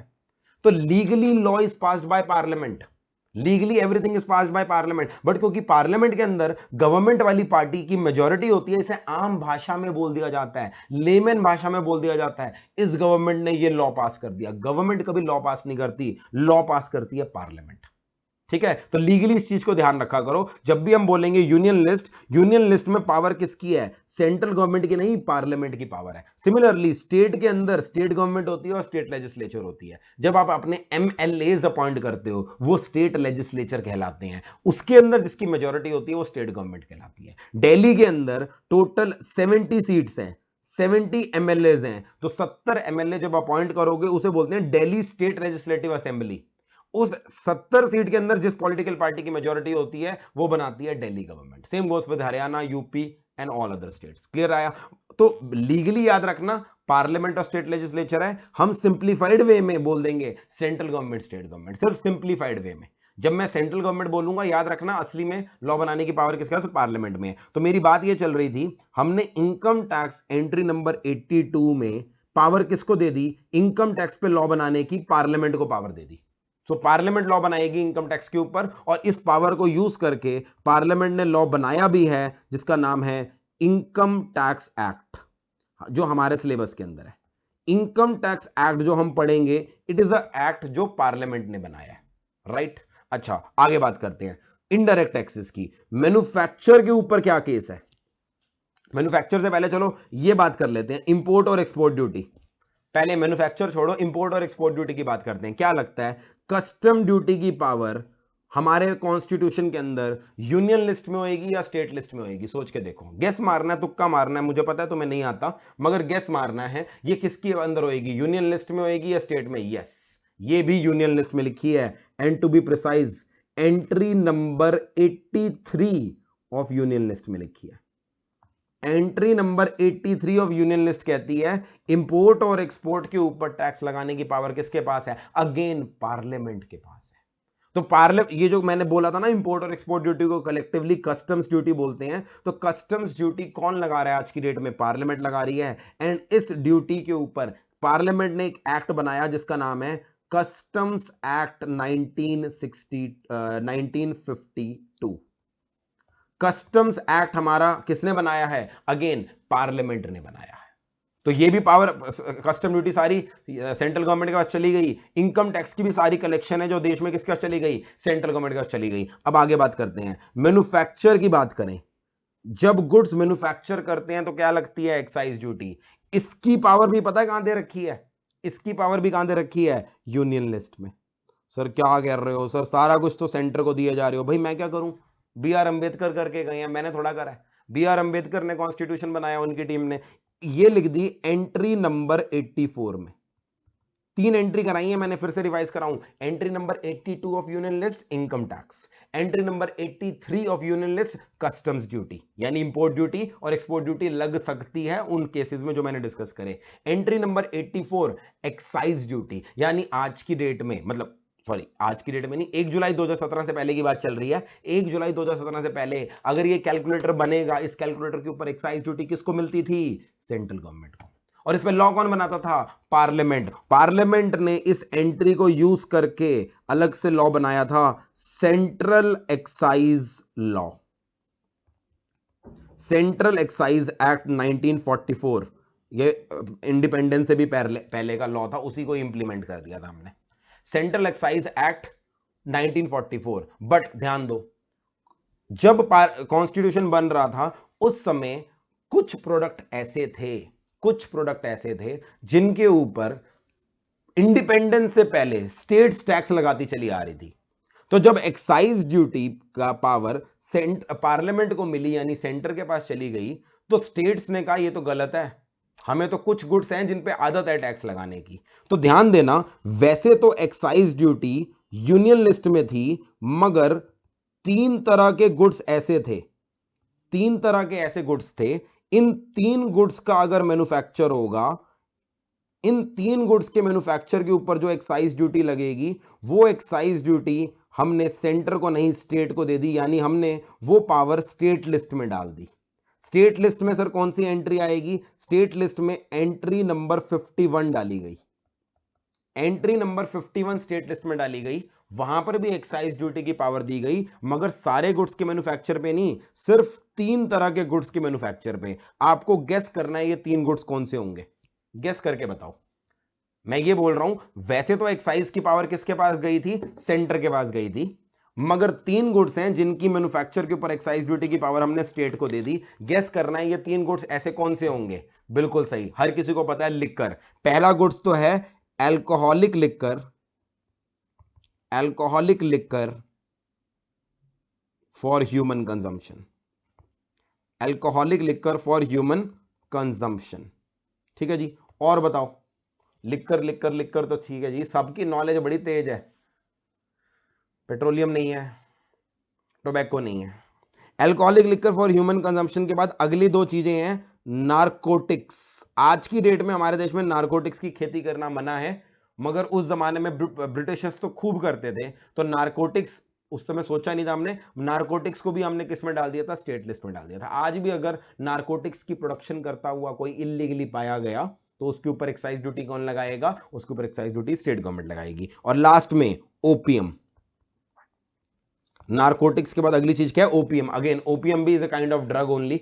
ओपीएम की प्रोडक्शन बहुत करते थे ब्रिटिश के जमाने के अंदर, इंडिया के अंदर बहुत प्रोडक्शन पंजाब वाली बेल्ट के अंदर ब्रिटिशर्स कराते थे। तो ये दोनों गुड्स भी किसके पास रखे गए, हमारे स्टेट गवर्नमेंट के पास। तो तीन गुड्स हैं जिनकी प्रोडक्शन के ऊपर, जिनके मैन्युफैक्चर के ऊपर एक्साइज ड्यूटी स्टेट गवर्नमेंट लगाएगी, बाकी सबके ऊपर कौन लगाएगी, सेंट्रल। अब किसी बच्चे ने बोला पेट्रोल, ध्यान देना पेट्रोल को इन तीन की कैटेगरी में नहीं डाला, तो जल्दी से बताओ पेट्रोल के ऊपर एक्साइज ड्यूटी कौन लगाती है, पेट्रोल के ऊपर एक्साइज ड्यूटी, पेट्रोल डीजल यानी पेट्रोल डीजल नेचुरल गैस सारे पेट्रोलियम प्रोडक्ट्स के ऊपर कौन लगाएगी, सेंटर लगाएगी। सिमिलरली टोबैको, टोबैको सिगरेट्स, इनके ऊपर कौन लगाएगी, सेंटर लगाएगी। कैलकुलेटर के ऊपर कौन लगाएगी, सेंटर लगाएगी। मोबाइल फोन के ऊपर कौन लगाएगी, ये लगाएगी। गैजेट्स के ऊपर कौन लगाएगा, ये लगाएगी। स्पेक्टेकल्स के ऊपर कौन लगाएगा, सेंटर लगाएगी। एवरीथिंग, इन तीन गुड्स के अलावा जो बच गए कौन लगाएगी, सेंटर लगाएगी। सिर्फ तीन गुड्स हैं, याद कर लो, मेरे साथ रिपीट करो कौन कौन से तीन goods, alcoholic liquor for human consumption, फिर ओपीएम और नार्कोटिक ड्रग्स। इन तीन के ऊपर सिर्फ पावर किसको दी थी हमने, स्टेट गवर्नमेंट को। तो एक्साइज ड्यूटी की दो दो एंट्री हैं, कौन कौन सी दो एंट्री हैं, जल्दी से बोलो। एक है एंट्री नंबर 84 यूनियन लिस्ट की, और एक है एंट्री नंबर 51 स्टेट लिस्ट की। एंट्री 51 ऑफ स्टेट लिस्ट में तीन गुड्स आते हैं, और इन तीन को छोड़कर बाकी कहां जाते हैं, एंट्री 84 में जाते हैं। पावर की डिमार्केशन क्लियर कट है। अब आते हैं सेल के ऊपर। अभी तक ध्यान दो, कॉन्स्टिट्यूशन बन रहा है, ठीक है जी, बांटा जा रहा है हर कुछ, स्टेट्स बैठी हैं ऐसे देख रही हैं, इनकम टैक्स बट गया सेंटर के पास, कस्टम ड्यूटी बट गया किसके पास, सेंटर के पास। मैन्युफैक्चर में मेजॉरिटी आइटम किसके पास चली गई, सेंटर के पास। सिर्फ तीन गुड्स स्टेट के पास है। स्टेट ने बोला हेलो हेलो हेलो, क्या चल रहा है ये, तुमने चौड़ में बोल दिया India is a federal country, federal country के हिसाब से स्टेट्स के पास पावर होंगी, स्टेट्स को पावर तो दे दी तुमने, बट स्टेट के पास रेवेन्यू भी तो होनी चाहिए। स्टेट्स के पास पैसे कहां से आएंगे अपनी स्टेट चलाने के लिए। तुमने यूपी में यूपी गवर्नमेंट तो बना दी, हरियाणा में हरियाणा गवर्नमेंट तो बना दी, पंजाब में पंजाब गवर्नमेंट तो बना दी, उनको पैसे तो दो, तुम कुछ दे ही नहीं रहे हो। सिर्फ तीन गुड्स के सहारे पूरी स्टेट थोड़ा चलेगी एक्साइज ड्यूटी में, तो कुछ तो दो। तो जो लॉ मेकर्स थे उन्होंने कहा रुको, सेल्स टैक्स आज से तुम्हारा हुआ। सेल्स टैक्स किसको दे दिया हमने, स्टेट गवर्नमेंट को दे दिया। स्टेट खुश होगी, क्यों, मैन्युफैक्चर एक बार होता है, कैलकुलेटर मैन्युफैक्चर एक बार होगा, सेल तो बार बार होता चला जाएगा। तो सेल्स टैक्स जैसी स्टेट्स को मिला वो खुश हो गए। अब मगर यहां पर जैसी स्टेट गवर्नमेंट को सेल्स टैक्स मिला, एक प्रॉब्लम आई। क्या प्रॉब्लम आई, मान लो मैंने एक प्रोडक्ट है, कोई भी ले लेता हूं, calculator, calculator pen stationery item, मैं ये बेचता हूं। मैं हूं इस समय हरियाणा के अंदर, ठीक है जी, मैंने हरियाणा से कैलकुलेटर बेचा, और जो मेरा कस्टमर है वो भी कहां पर है, हरियाणा के अंदर है। तो देयर इज नो डाउट, यहां पर टैक्स कौन सा लगेगा, सेल्स टैक्स लगेगा। और कौन लगाएगी, हरियाणा की पार्लियामेंट लगाए, हरियाणा की गवर्नमेंट लगाएगी। बोले तो लॉ कौन बनाएगा, हरियाणा की लेजिस्लेटिव असेंबली लॉ बनाएगी, और कलेक्शन की पावर किसको देगी, हरियाणा गवर्नमेंट को देगी, एडमिनिस्ट्रेशन का काम। तो यहां कोई दिक्कत नहीं है। दिक्कत पता है कब आएगी, दिक्कत आएगी अगर मैं हरियाणा में हूं मगर मेरा कस्टमर यूपी के अंदर है। मैं खुद हरियाणा में बैठा हूं मगर मेरा कस्टमर यूपी के अंदर बैठा है। अब बताओ क्या होगा, अब फिर से वही लड़ाई आएगी। हरियाणा कहेगी गुड्स मेरे यहां से गए हैं तो मैं टैक्स लूंगी, यूपी कहेगी गुड्स मेरे यहां पहुंचे हैं तो मैं टैक्स लूंगी। अभी थोड़ी देर पहले ये लड़ाई कौन लड़ रहे थे, इंडिया और चाइना लड़ रहे थे एक्सपोर्ट के केस में। उनकी लड़ाई हमने सॉल्व कराई डब्ल्यूटीओ में डेस्टिनेशन बेस्ड प्रिंसिपल एग्री करा के। अब यही लड़ाई सेल्स टैक्स के लिए कौन लड़ रही है, हमारे देश की दो स्टेट्स। जब एक गुड्स एक स्टेट से दूसरे स्टेट में जा रहे हैं तो डाउट फिर से वही आया, किसको टैक्स दें, ओरिजिन स्टेट को, यानी कि जो हरियाणा है या डेस्टिनेशन स्टेट को, बोले तो यूपी को। बताओ जल्दी से क्या करें, हरियाणा को टैक्स मिलना चाहिए या यूपी को मिलना चाहिए? डाउट समझ में आ गया होगा। इन अगर सेम स्टेट के अंदर सब कुछ चल रहा है तब तो there is no doubt Haryana की जुरिस्डिक्शन है, बट हरियाणा से यूपी जाएगा तो फिर किसको दें? सबने, मेजॉरिटी बच्चों ने आंसर दिया यूपी।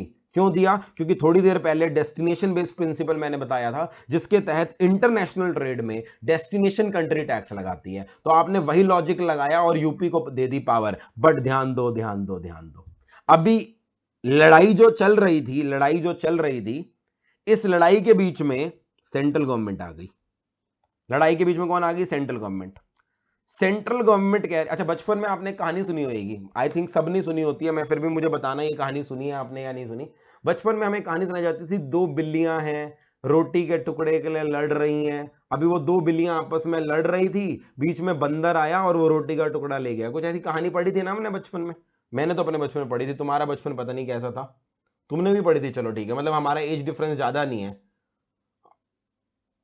बंदर बांट, पता नहीं तुम्हारे तो बंदर का नाम भी था, मेरे बचपन में बंदर का नाम कुछ भी नहीं था, बस इतना बोलते थे बंदर आके ले गया। तो हाँ, अब ये देखो, ये दो बिल्लियां आपस में लड़ रही हैं, ये दोनों बिल्लियां आपस में लड़ रही हैं, हरियाणा और यूपी। हमें टैक्स चाहिए, हमें टैक्स चाहिए। बीच में आई सेंट्रल गवर्नमेंट।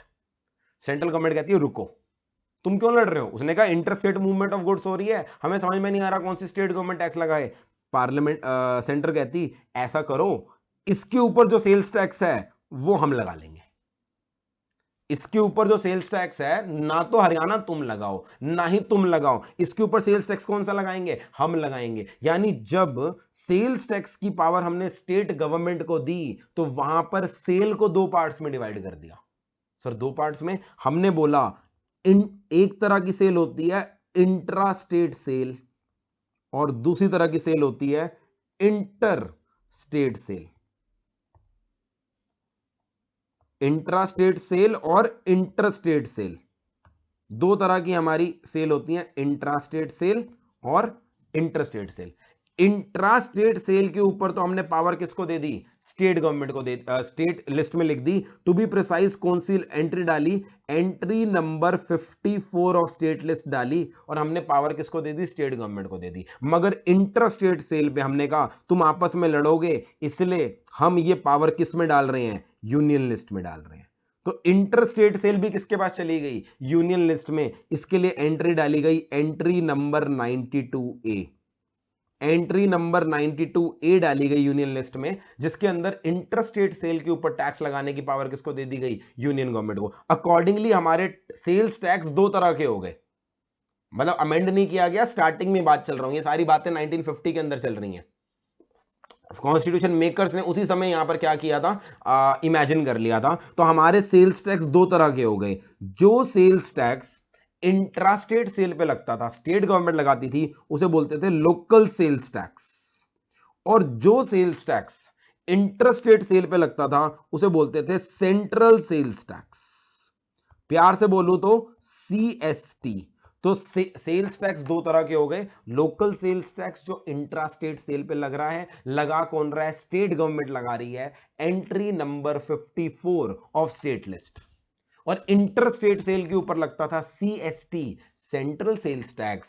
कहां पे लग रहा है? यूनियन लिस्ट में लग रहा है, एंट्री नंबर 92A में। और कौन लगा रही है? पार्लियामेंट लगा रही है। बट रुको, सारी स्टेट्स ने कहा ये तो यार तुम मजे ले रहे हो, लड़ाई हमारी चल रही है आपस में, मजे तुम ले गए बीच में, ये तो वही बंदर वाली कहानी हो गई, बंदर बिल्लियों से छीन के ले गया, ऐसे तो नहीं चलेगा। तो पार्लियामेंट ने बोला रुको, पार्लियामेंट ने बोला रुको तो सही, हमने एंट्री नंबर 92A में पावर इसलिए ले ली ताकि हम पूरे देश के अंदर एक ही एक्ट बना सकें, CST एक्ट। इस पावर से CST एक्ट 1956 नाम का एक्ट बनाया गया, ताकि पूरे देश में inter state supply inter state sale करते समय सेम लॉ लगे। मगर पार्लियामेंट कह रही है मेरे पास बहुत पैसा है, मेरे पास इनकम टैक्स है, मेरे पास कस्टम्स ड्यूटी है, मेरे पास मैन्युफैक्चर के ऊपर सारे गुड्स हैं। अभी हम पढ़ेंगे सर्विस टैक्स भी सेंटर के पास चला गया था। सेंटर कह रही है अपने पास बहुत पैसा, अपने को पैसा नहीं चाहिए, मैं तो तुम्हारी लड़ाई सॉल्व करवाने आई हूं। मैंने कहा ये लड़ाई सॉल्व कराने का तरीका है? लड़ाई सॉल्व कराते कराते तुम तो पैसे तुम तो सारी पावर ही ले गए मुझसे। उसने कहा सुनो, हम जब ये इंटर स्टेट मूवमेंट होएगी, हमारे पास पावर आ गई लॉ टैक्स लगाने की, मगर जब टैक्स कलेक्ट हो जाएगा ये टैक्स सेंट्रल गवर्नमेंट ने कहा हम नहीं रखेंगे, ये टैक्स हम दे देंगे स्टेट्स को। ध्यान से सुनो इस बात को, ये थोड़ा इंटरेस्टिंग चीज है। इंटरस्टेट सेल के अंदर टैक्स लगाने की पावर, सीएसटी लगाने की पावर किसको मिली? सेंटर को मिली, पार्लियामेंट को मिली। एंट्री नंबर 92A में पार्लियामेंट ने सीएसटी नाम का टैक्स लगाया, सेंट्रल सेल्स टैक्स, मगर पार्लियामेंट ने बोला सेंट्रल गवर्नमेंट के पास ऑलरेडी बहुत पैसा है, उसको नहीं चाहिए, ये पैसा सेंट्रल गवर्नमेंट कलेक्ट करेगी। सेंट्रल गवर्नमेंट क्यों कलेक्ट करेगी? क्योंकि देश के अंदर एक ही लॉ बनाना जरूरी था, नहीं तो स्टेट्स आपस में लड़ाई करती। तो यूनिफॉर्मिटी ऑफ लॉ के लिए हमने उसके यूनियन लिस्ट में डाला, ताकि पूरे देश में एक ही सीएसटी एक्ट बनाए, सीएसटी एक्ट 1956। मगर जो सीएसटी इकट्ठा होगा, पार्लियामेंट ने कहा, स्टेट गवर्नमेंट, सेंट्रल गवर्नमेंट ने कहा मुझे नहीं चाहिए, मैं स्टेट को दे दूंगी। सवाल ये है, अब हरियाणा से यूपी गुड्स गए, सीएसटी लगा, पार्लियामेंट ने लगाया, पार्लियामेंट स्टेट को देगी, कौन सी स्टेट को? हरियाणा को या यूपी को?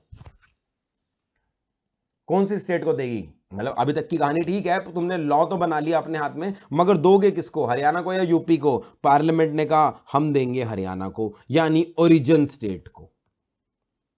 हम देंगे किसको? ओरिजिन स्टेट को। तो मजे की बात सुनो, मजे की बात सुनो, 1 जुलाई 2017 से पहले इंटरनेशनली हम कौन सा प्रिंसिपल लगा रहे थे? इंटरनेशनल ट्रेड में हम डेस्टिनेशन बेस्ड प्रिंसिपल लगा रहे थे, क्योंकि डब्ल्यूटीओ में वादा कर रखा है हमने। तो वहां पर हम एक्सपोर्ट के ऊपर टैक्स नहीं लगाते थे, इंपोर्ट के ऊपर टैक्स लगाते थे। मगर अपने ही देश के अंदर, अपने ही देश के अंदर जब इंटरस्टेट सेल हो रही है, तो ओरिजिन बेस्ड प्रिंसिपल चल रहा था, डेस्टिनेशन नहीं चल रहा था।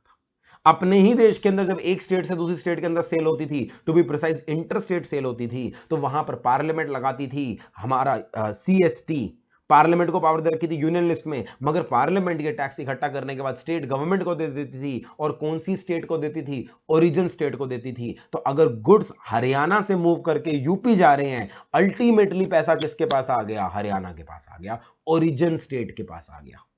With in the country origin based principle, और इंटरनेशनल ट्रेड में डेस्टिनेशन बेस्ड प्रिंसिपल। एंड अभी आज ही हम देखेंगे इस ओरिजिन बेस्ड प्रिंसिपल की वजह से काफी दिक्कतें थी, जिस दिक्कतों की वजह से जीएसटी लाना पड़ा, वो अभी आज मैं समझाऊंगा। पहले मैंने आपके दिमाग में सेट करा कि इंटरनेशनली डेस्टिनेशन चलता है, इंडिया के अंदर ओरिजिनल चलता है, ओरिजिन बेस्ड चलता है। तो अगर मैं अब बंटवारा करूं, सेल्स टैक्स को 2 पार्ट्स में बंटवारा करूंगा, अभी फेयर में नोटिंग कराऊंगा, अभी सिर्फ सुनते जाओ। सेल्स टैक्स 2 तरह की हो गई, एक हो गई इंटरस्टेट सेल,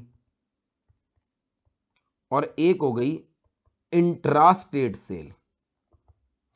इंट्रास्टेट सेल में कोई दिक्कत नहीं है, पावर किसके पास है? State government, to be precise state legislature के पास।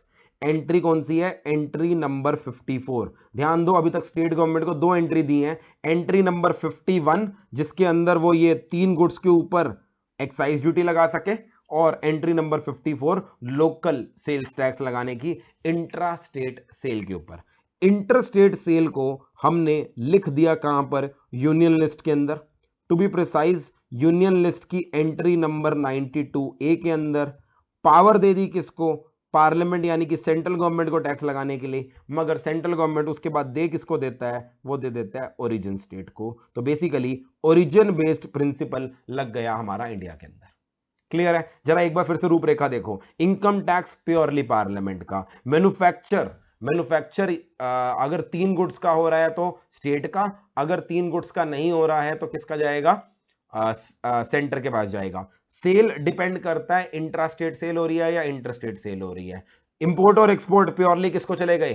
सेंटर को चले गए। अच्छा, मुझे एक चीज अगर आप ऑब्जर्व करो, एक्साइज में भी थोड़ी सी एक्साइज सेंटर के पास जाती थी, थोड़ी सी एक्साइज स्टेट के पास जाती थी। सेल्स टैक्स में भी थोड़ा सा सेल्स टैक्स क्या कहते हैं, स्टेट के पास जाता है, थोड़ा सा सेंटर की पावर है, वो अलग बात है, सेंटर उसे ओरिजिन स्टेट को दे देता है। मगर दोनों जगह क्राइटेरिया डिफरेंट है। एक्साइज के अंदर बंटवारा करने का क्राइटेरिया है टाइप ऑफ गुड्स, जबकि सेल्स टैक्स में बंटवारा करने का तरीका क्या है? इंट्रा और इंटरस्टेट सेल। समझे नहीं? मैं एग्जांपल देता हूं, आप इस एग्जांपल के थ्रू मुझे बताओ इस एग्जांपल में क्या क्या लगता था। पहले एग्जांपल लेते हैं, ये है संचित ग्रोवर, ठीक है जी, संचित ग्रोवर। लेट अस सपोज मैं मैन्युफैक्चर करता हूं, एक बार के लिए मेरे को बोलो, मैन्युफैक्चर करता हूं mobile phone, cell phones manufacture करता हूं, मैं हरियाणा के अंदर हूं, और मैंने ये मोबाइल फोन हरियाणा के अंदर मैन्युफैक्चर करने के बाद सेल कर दिए हरियाणा के अंदर। मुझे जल्दी से बताओ यहां पर कौन कौन से 2 टैक्सेस लगेंगे। हरियाणा के अंदर मैंने मैन्युफैक्चर किया, उसके बाद सेल कर दिया कस्टमर को, कहां पर कर दिया, हरियाणा के अंदर। सीएसटी की क्या नीड थी जब जाना ही ओरिजिन स्टेट पे था सचिन, ताकि हम यूनिफॉर्मिटी ऑफ लॉ बना दें। क्योंकि अभी मैं आपको बताऊंगा वैट के ऊपर पावर हमारी किसकी थी, स्टेट गवर्नमेंट की थी, तो लॉ भी कौन बनाता था, स्टेट गवर्नमेंट बनाती थी।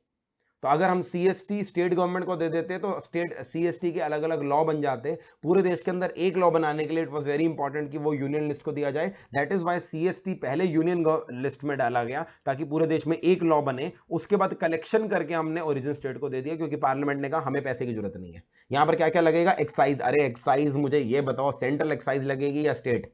मुझे भी पता है एक्साइज लगेगी। एक्साइज 2 तरह की होती है ना, तो मुझे ये बताओ एक्साइज क्या लगेगी। यहां पर जब मैं मैन्युफैक्चर करूंगा कौन सी एक्साइज लगेगी, बिल्कुल सही, सेंट्रल एक्साइज लगेगी। साथ साथ एंट्री नंबर भी बोलते जाओ। सेंट्रल एक्साइज लगेगी कौन सी एंट्री में, entry number 84 of union list में। यूनियन लिस्ट की एंट्री 4 में सेंट्रल एक्साइज लगेगी। साथ साथ सेल जो मैंने करी है, क्योंकि हरियाणा में करी है, हरियाणा टू हरियाणा सेल है, कौन सी सेल बन गई, इंट्रा स्टेट सेल बन गई। और इंट्रा स्टेट सेल बन गई तो इस पे कौन सा टैक्स लगेगा, लोकल सेल्स टैक्स लगेगा। और लोकल सेल्स टैक्स कौन सी एंट्री में लगेगा, जल्दी से बताओ, स्टेट गवर्नमेंट लगा रही है, लगेगा entry number 54 of state list. मजा आया? ठीक है जी। इसी क्वेश्चन के अंदर चेंज कर दूं, मैंने मोबाइल फोन बनाने के बाद सेल कर दिया उसे पंजाब में, क्या चेंज आएगा?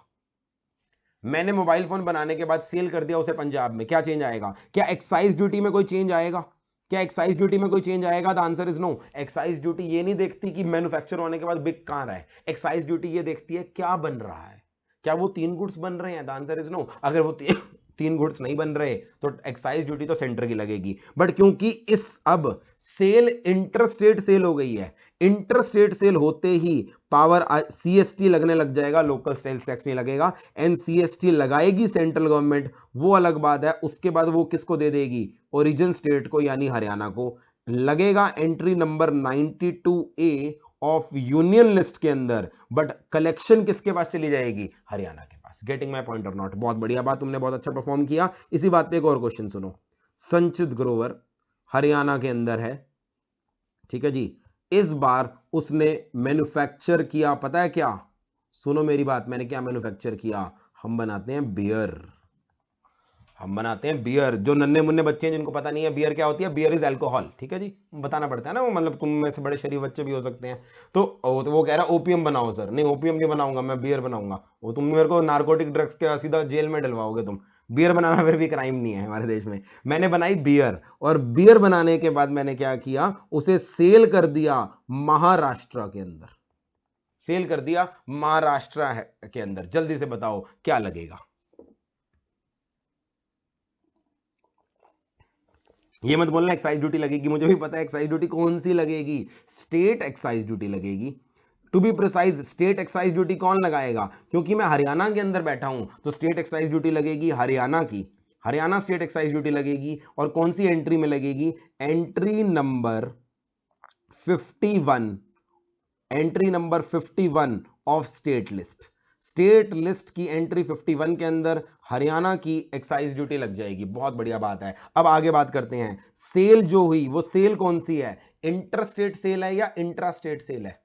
सेल इंटर स्टेट सेल है। जैसी इंटर स्टेट सेल होएगी, पावर तो आ जाएगी एंट्री नंबर 92A में, यूनियन लिस्ट की एंट्री नंबर 92A में। सीएसटी जो लगेगा, सीएसटी लगाएगा तो कौन, सेंट्रल गवर्नमेंट। मगर सेंट्रल गवर्नमेंट ये अल्टीमेटली किसको दे देगी, दे देगी हरियाणा को, यानी ओरिजिन गवर्नमेंट को। तो ध्यान दो, हरियाणा को ये भी मिल गई, अपना क्या कहते हैं, एक्साइज ड्यूटी भी मिल गई, और हरियाणा को सीएसटी भी इनडायरेक्टली मिल गया।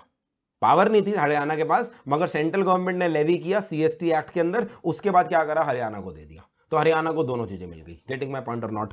इसी एग्जांपल के अंदर बियर की जगह मैं कर दूं सिगरेट या टोबैको, जुबा केसरी। हाँ जी, एग्जांपल मैं कर दूं अगर मैं टोबैको या सिगरेट बनाता हूं क्या चेंज आएगा, क्या चेंज आएगा, एक्साइज ड्यूटी इस बार लगेगी, मगर इस बार एक्साइज ड्यूटी कौन सी लगेगी, सेंट्रल एक्साइज ड्यूटी लगेगी, क्योंकि ध्यान देना टोबैको और सिगरेट सेंट्रल गवर्नमेंट के पास है। एंट्री नंबर कौन सी लगेगी, एंट्री नंबर 84 लगेगी, कौन सी, यूनियन लिस्ट की entry 84। Parliament central excise duty लगाएगी और कलेक्ट कौन करेगा, सेंट्रल गवर्नमेंट, अपने पास रखेगा, किसी को देगा नहीं। हाँ और उसके बाद सेल, सेल के अंदर कोई चेंज नहीं है, सेल इंटरस्टेट सेल है, वही एंट्री नंबर 92A लगेगा, CST लगेगा, सेंट्रल गवर्नमेंट कलेक्ट करेगी और उसके बाद किसको दे देगी, हरियाणा को दे देगी। क्लियर है। आखिरी को एग्जांपल, आखिरी एग्जांपल, इसी केस में अगर मैं मैन्युफैक्चर कर रहा हूं, बड़े ध्यान से सुनना, अगर ऊपर वाले केस में मैं मैन्युफैक्चर कर रहा हूं industrial alcohol used in medicine, sir ये कौन सा अल्कोहल होता है, आपको पता है बहुत सारी मेडिसिन जो हम खाते हैं, जो मेडिसिन हम खासकर कफ सिरप, उसके अंदर भी अल्कोहल होता है। बहुत सारी मेडिसिन जो हम खाते हैं उसके अंदर भी क्या होता है, अल्कोहल होता है, खासकर कफ सिरप वगैरह। कभी कभी आपने तभी देखा होगा, कोल्ड कफ की जो भी दवाई खाते हो, इमीडिएटली उसको खाने के बाद नींद आने लग जाती है, क्यों, क्योंकि उसके अंदर अल्कोहल डला होता है। सर अल्कोहल क्यों डला होता है, अरे मेडिसिनल प्रॉपर्टीज होती हैं अल्कोहल के, अल्कोहल के अंदर सिर्फ नशे करने के लिए अल्कोहल नहीं होता, उसमें मेडिसिनल प्रॉपर्टीज भी होती हैं।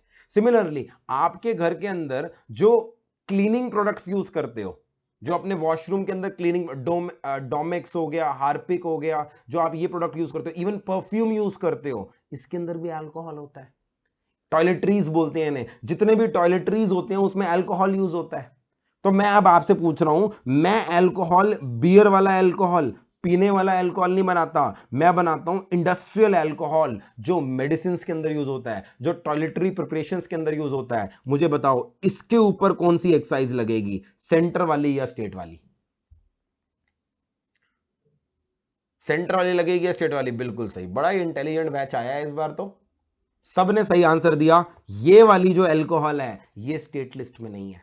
ध्यान दो, स्टेट लिस्ट के अंदर कौन सी अल्कोहल को डाला मैंने, स्टेट लिस्ट में मैंने अल्कोहल को डाला alcoholic liquor for human consumption, alcoholic liquor for human consumption. ये जो इंडस्ट्रियल अल्कोहल है ना, इसे फॉर ह्यूमन कंजम्पशन नहीं माना जाता। मेडिसिन के अंदर जो अल्कोहल डलती है बड़ी ही स्ट्रिक्ट फॉर्म में डलती है, अगर ज्यादा या कम हो जाए ना पर इंसान की डेथ भी हो सकती है। ऐसे केस भी आए थे, मैं आपको बता रहा हूं, आज से बहुत साल पहले ऐसा हुआ था कि जो टोरिक्स कफ सिरप नाम का एक कफ सिरप आता था, शायद आज भी आता होगा, उसके अंदर अल्कोहल कंटेंट उन्होंने बहुत ज्यादा डाल रखा था। जो नशेड़ी लोग होते हैं, जो अल्कोहल अफोर्ड नहीं कर सकते, उन्होंने टोरेक्स कफ सिरप पीने शुरू कर दिए, पूरी पूरी बोतल पकड़ के पिए जा रहे हैं, क्योंकि नशे तो हो रहे हैं उससे भी, क्योंकि अल्कोहल उसमें भी है, और वो उसमें इस तरह का अल्कोहल था। हंस रहे हैं, देखना हंस क्यों रहे हो, सच्ची बात बता रहा हूं तुम्हें, तुमने ट्राई नहीं करना, मतलब बहुत ज्यादा नुकसान है। टोरेक्स कफ सिरप अगर लगातार किसी ने एक दो पी ली, उस पर लिखा भी होता है even the person can die, and many people actually died because of it. Why? Because the alcohol that is there in cough syrup, that is not in the diluted form, that is not fit for human consumption. तो ये मत बोलना sir medicine भी तो हम पीते हैं, वो भी ह्यूमन कंजम्पशन वाला अल्कोहल हो गया, नहीं, उसे इंडस्ट्रियल अल्कोहल ही बोला जाता है। तभी बहुत लिमिटेड क्वांटिटी में सजेस्ट किया जाता है कि ये मेडिसिन बड़ी लिमिटेड क्वांटिटी के अंदर पीनी है। It is very very harmful for death if consumed, for health if consumed in large quantities. तो याद रखना ये वाली अल्कोहल के ऊपर हमने एंट्री 51 नहीं लगाई, एंट्री 51 सिर्फ alcoholic liquor for human consumption पे होती है। इस पे कौन सी एंट्री लगेगी, इस पे एंट्री नंबर 84 ही लगेगी। लिकर, ओपियम और थर्ड क्या है, नार्कोटिक्स। एंट्री नंबर 84 लगेगी इंडस्ट्रियल अल्कोहल पे, और क्या लगेगी, सेंट्रल एक्साइज ड्यूटी लगेगी। ठीक है जी, ये चीज मैं आपको बोलना चाहता हूं, टॉयलेटरी प्रिपरेशंस और जो मेडिसिन के अंदर अल्कोहल है उस पर सेंट्रल एक्साइज ड्यूटी लगेगी। क्लियर है। तो अभी तक आप यहां तक तो हो गए बिल्कुल परफेक्ट, यहां तक तो परफेक्ट हो गए। वापस आता हूं अपने चार्ट पे, कहां गया मेरा चार्ट, अरे अरे अरे तू क्यों हैंग हो गया भाई, आखिरी चीज समझानी है मुझे, कुछ ज्यादा ही लिख दिया मैंने लगता है इस पे, रुको एक मिनट, तब तक पानी भी पी लेते हैं।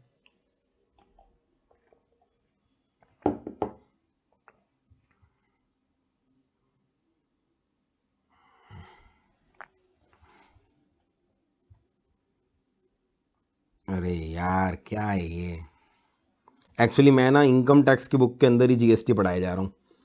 मैं इनकम टैक्स पढ़ा रहा था ना, उसी के अंदर जीएसटी पढ़ाना शुरू कर दिया मैंने, और ये फाइल में मैंने इतना कुछ लिख दिया कि अब ये फाइल हैंग हो गई है। हाँ ये रहा, नहीं ये तो इनकम टैक्स ही है।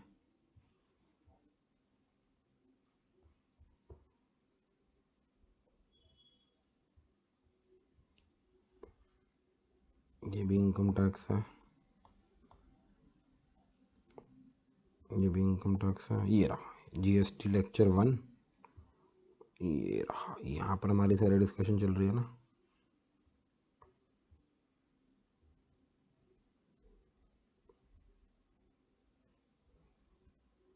ये सारी डिस्कशन यहाँ चल रही थी।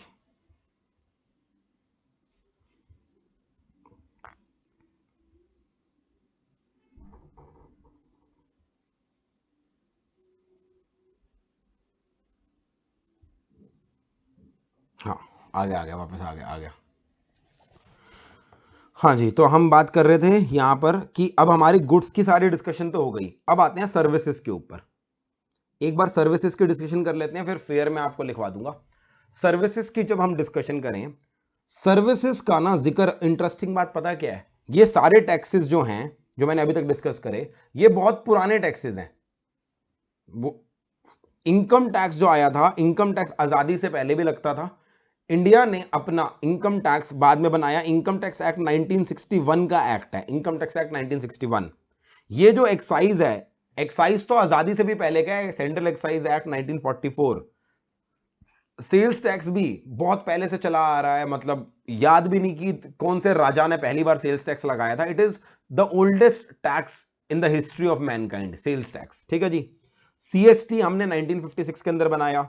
इंपोर्ट और एक्सपोर्ट ड्यूटी भी पहले से, आजादी से पहले ही चला जा रहा है, आजादी से पहले ही चले जा रहा है। वो अलग बात है कि हमने इंडिपेंडेंस के बाद अपना एक अलग एक्ट बनाया, कस्टम्स एक्ट 1962 नाम से। सर्विसेज का जिक्र ना हमारे कॉन्स्टिट्यूशन के अंदर था ही नहीं।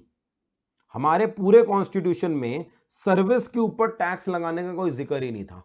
कारण पता है क्या, 1950 के अंदर जब बी आर अंबेडकर और उनकी टीम बैठ के कॉन्स्टिट्यूशन बना रही थी, उन्होंने इमेजिन ही नहीं किया एक दिन सर्विसेज भी बिकेंगी और सर्विसेज के लिए भी लोग पैसे देंगे और सर्विस सेक्टर इतना बड़ा हो जाएगा। आप सबको पता है एक जमाने में बिजनेस करने का मतलब होता था कुछ गुड्स बेचना, सर्विस के कोई पैसे नहीं देता था। आज की डेट में कोई किसी को एडवाइस दे रहा है तो उस कंसल्टेंसी के पैसे लेता है। आज की डेट में कोई पर्सन किसी का कोई काम करता है, बदले में पैसे लेता है। आज की डेट में मैं तुम्हें पढ़ा रहा हूं, उसकी फीस चार्ज कर सकता हूं, क्योंकि हम अब इस दुनिया में बैठे हैं जहां पे सर्विसेज की भी कीमत होती है। एक जमाने में सर्विसेज की कोई कीमत नहीं होती थी, तो उस जमाने में सर्विसेज के ऊपर टैक्स लगाना इमेजिन भी नहीं किया जा सकता था, क्योंकि सर्विसेज के पैसे ही नहीं होते थे इतने। तो हमारे कॉन्स्टिट्यूशन में सर्विस टैक्स का कोई जिक्र नहीं था for a long long period of time. Indirect tax का मतलब गुड्स के ऊपर लगने वाला टैक्स, सर्विसेज के ऊपर कोई टैक्स नहीं लगता था, कोई इनडायरेक्ट टैक्स नहीं। Sir long long period of time मतलब 1994 तक, 1947 के अंदर देश आजाद हुआ, 1994 तक सर्विसेज के ऊपर कोई टैक्स नहीं लगता था। सिर्फ देश की टैक्स की जरूरतें, टैक्स की कलेक्शन सिर्फ कहां से आती थी, गुड्स से। तो आप इमेजिन कर सकते हो, गुड्स के ऊपर टैक्स लग रहा है, सर्विसेज के ऊपर कोई टैक्स नहीं लग रहा। 1994 तक ऐसा सिचुएशन आ गई थी जब हमारी इकोनॉमी के अंदर सर्विस सेक्टर अच्छा ग्रो कर चुका था। इनफैक्ट सर्विस सेक्टर का जो share in the total GDP है वो बढ़ता चला जा रहा था। उस समय की गवर्नमेंट, उस समय फाइनेंस मिनिस्टर थे मनमोहन सिंह जी, आप सबको पता ही है। उस समय अच्छे अच्छे रिफॉर्म्स आ रहे थे 1991 के अंदर। इंडिया ने लिबरलाइजेशन और प्राइवेटाइजेशन, ग्लोबलाइजेशन, वो सब रिफॉर्म करे। तो 1994 में रियलाइज किया गया कि why are we dependent only on goods for indirect tax, हम सर्विसेज के ऊपर भी तो टैक्स लगा सकते हैं। तो एक टास्क फोर्स बनाई गई, टास्क फोर्स ने यही सजेशन दिया पार्लियामेंट को कि आपको सर्विसेज पे भी टैक्स लगाना चाहिए। सो 1994 में पहली बार सर्विस टैक्स इंट्रोड्यूस किया गया। सर्विस टैक्स ना जीएसटी के जीएसटी ने तो चलो सर्विस टैक्स को भी हटा दिया, इनको भी। जीएसटी से पहले सबसे नया टैक्स पता कौन सा था, सर्विस टैक्स। क्योंकि बाकी सारे टैक्स सालों से लग रहे थे। सर्विस टैक्स पहली बार 1994 में लगा था और उस समय मनमोहन सिंह जी ने सिर्फ 3 सर्विसेज के ऊपर टैक्स लगाया था। हर साल धीरे धीरे वो क्या करते गए, सर्विसेज बढ़ाते चले गए और एक दिन ऐसा आया कि सर्विस टैक्स भी एक्साइज जितना बड़ा टैक्स बन गया, सेल्स टैक्स जितना बड़ा टैक्स बन गया, अच्छी खासी रेवेन्यू सरकार को सर्विस टैक्स से आने लग गई। मगर मैं अभी आपको बोलना चाहता हूं कि एक जमाना था सर्विसेज पे टैक्स नहीं लगता था। अब जब 1994 के अंदर सर्विसेज के ऊपर सर्विस टैक्स लगाना था, सबसे बड़ा सवाल आया, Manmohan Singh was part of parliament ना, ये was part of central government उस समय की। तो सवाल ये उठा, अगर सर्विस टैक्स लगाना है, इसकी पावर कहां है कॉन्स्टिट्यूशन के अंदर? मेरा सवाल ये है, क्या कोई गवर्नमेंट टैक्स लगा सकती है without the authority of constitution? क्या कोई गवर्नमेंट का मन करे टैक्स लगा सकती है कॉन्स्टिट्यूशन अथॉरिटी के बिना? नहीं। कॉन्स्टिट्यूशन के बियॉन्ड जाओगे तो नल एंड वॉइड हो जाओगे, कॉन्स्टिट्यूशन के बियॉन्ड तो नहीं जा सकते। तो जैसी सर्विस टैक्स लगाने लगे मनमोहन सिंह, सबने बोला पावर कहां है, दिखाओ जरा यूनियन लिस्ट में पावर कहां है। मजे की बात यह है, ना तो यूनियन लिस्ट में कोई जिक्र था सर्विस टैक्स का, ना ही स्टेट लिस्ट में कोई जिक्र था, क्योंकि कॉन्स्टिट्यूशन मेकर्स इमेजिन ही नहीं कर सकते थे सर्विस टैक्स नाम का भी टैक्स लगेगा एक दिन। तो उस केस में क्या हुआ, मनमोहन सिंह ने कहा यूनियन लिस्ट में ना टोटल 96 एंट्रीज हैं और 96 एंट्रीज के बाद एक एंट्री है जिसका नाम है एंट्री नंबर 97। यूनियन लिस्ट में टोटल कितनी एंट्रीज हैं? 96 एंट्रीज हैं और 96 एंट्रीज के बाद एक आखिरी एंट्री है यूनियन लिस्ट के अंदर जिसका नाम क्या है? एंट्री 97। ये एंट्री पता कौन सी एंट्री है? Residual entry. रेजिडुअल एंट्री क्या बोलती है? रेजिडुअल एंट्री बोलती है कोई भी ऐसा मैटर जो क्लियरली यूनियन लिस्ट में भी नहीं लिखा, जो स्टेट लिस्ट में भी नहीं लिखा और जो कंकरेंट लिस्ट में भी नहीं लिखा, कोई भी ऐसा मैटर जो किसी भी लिस्ट में नहीं लिखा, वो बाय डिफॉल्ट यूनियन लिस्ट का मैटर माना जाएगा।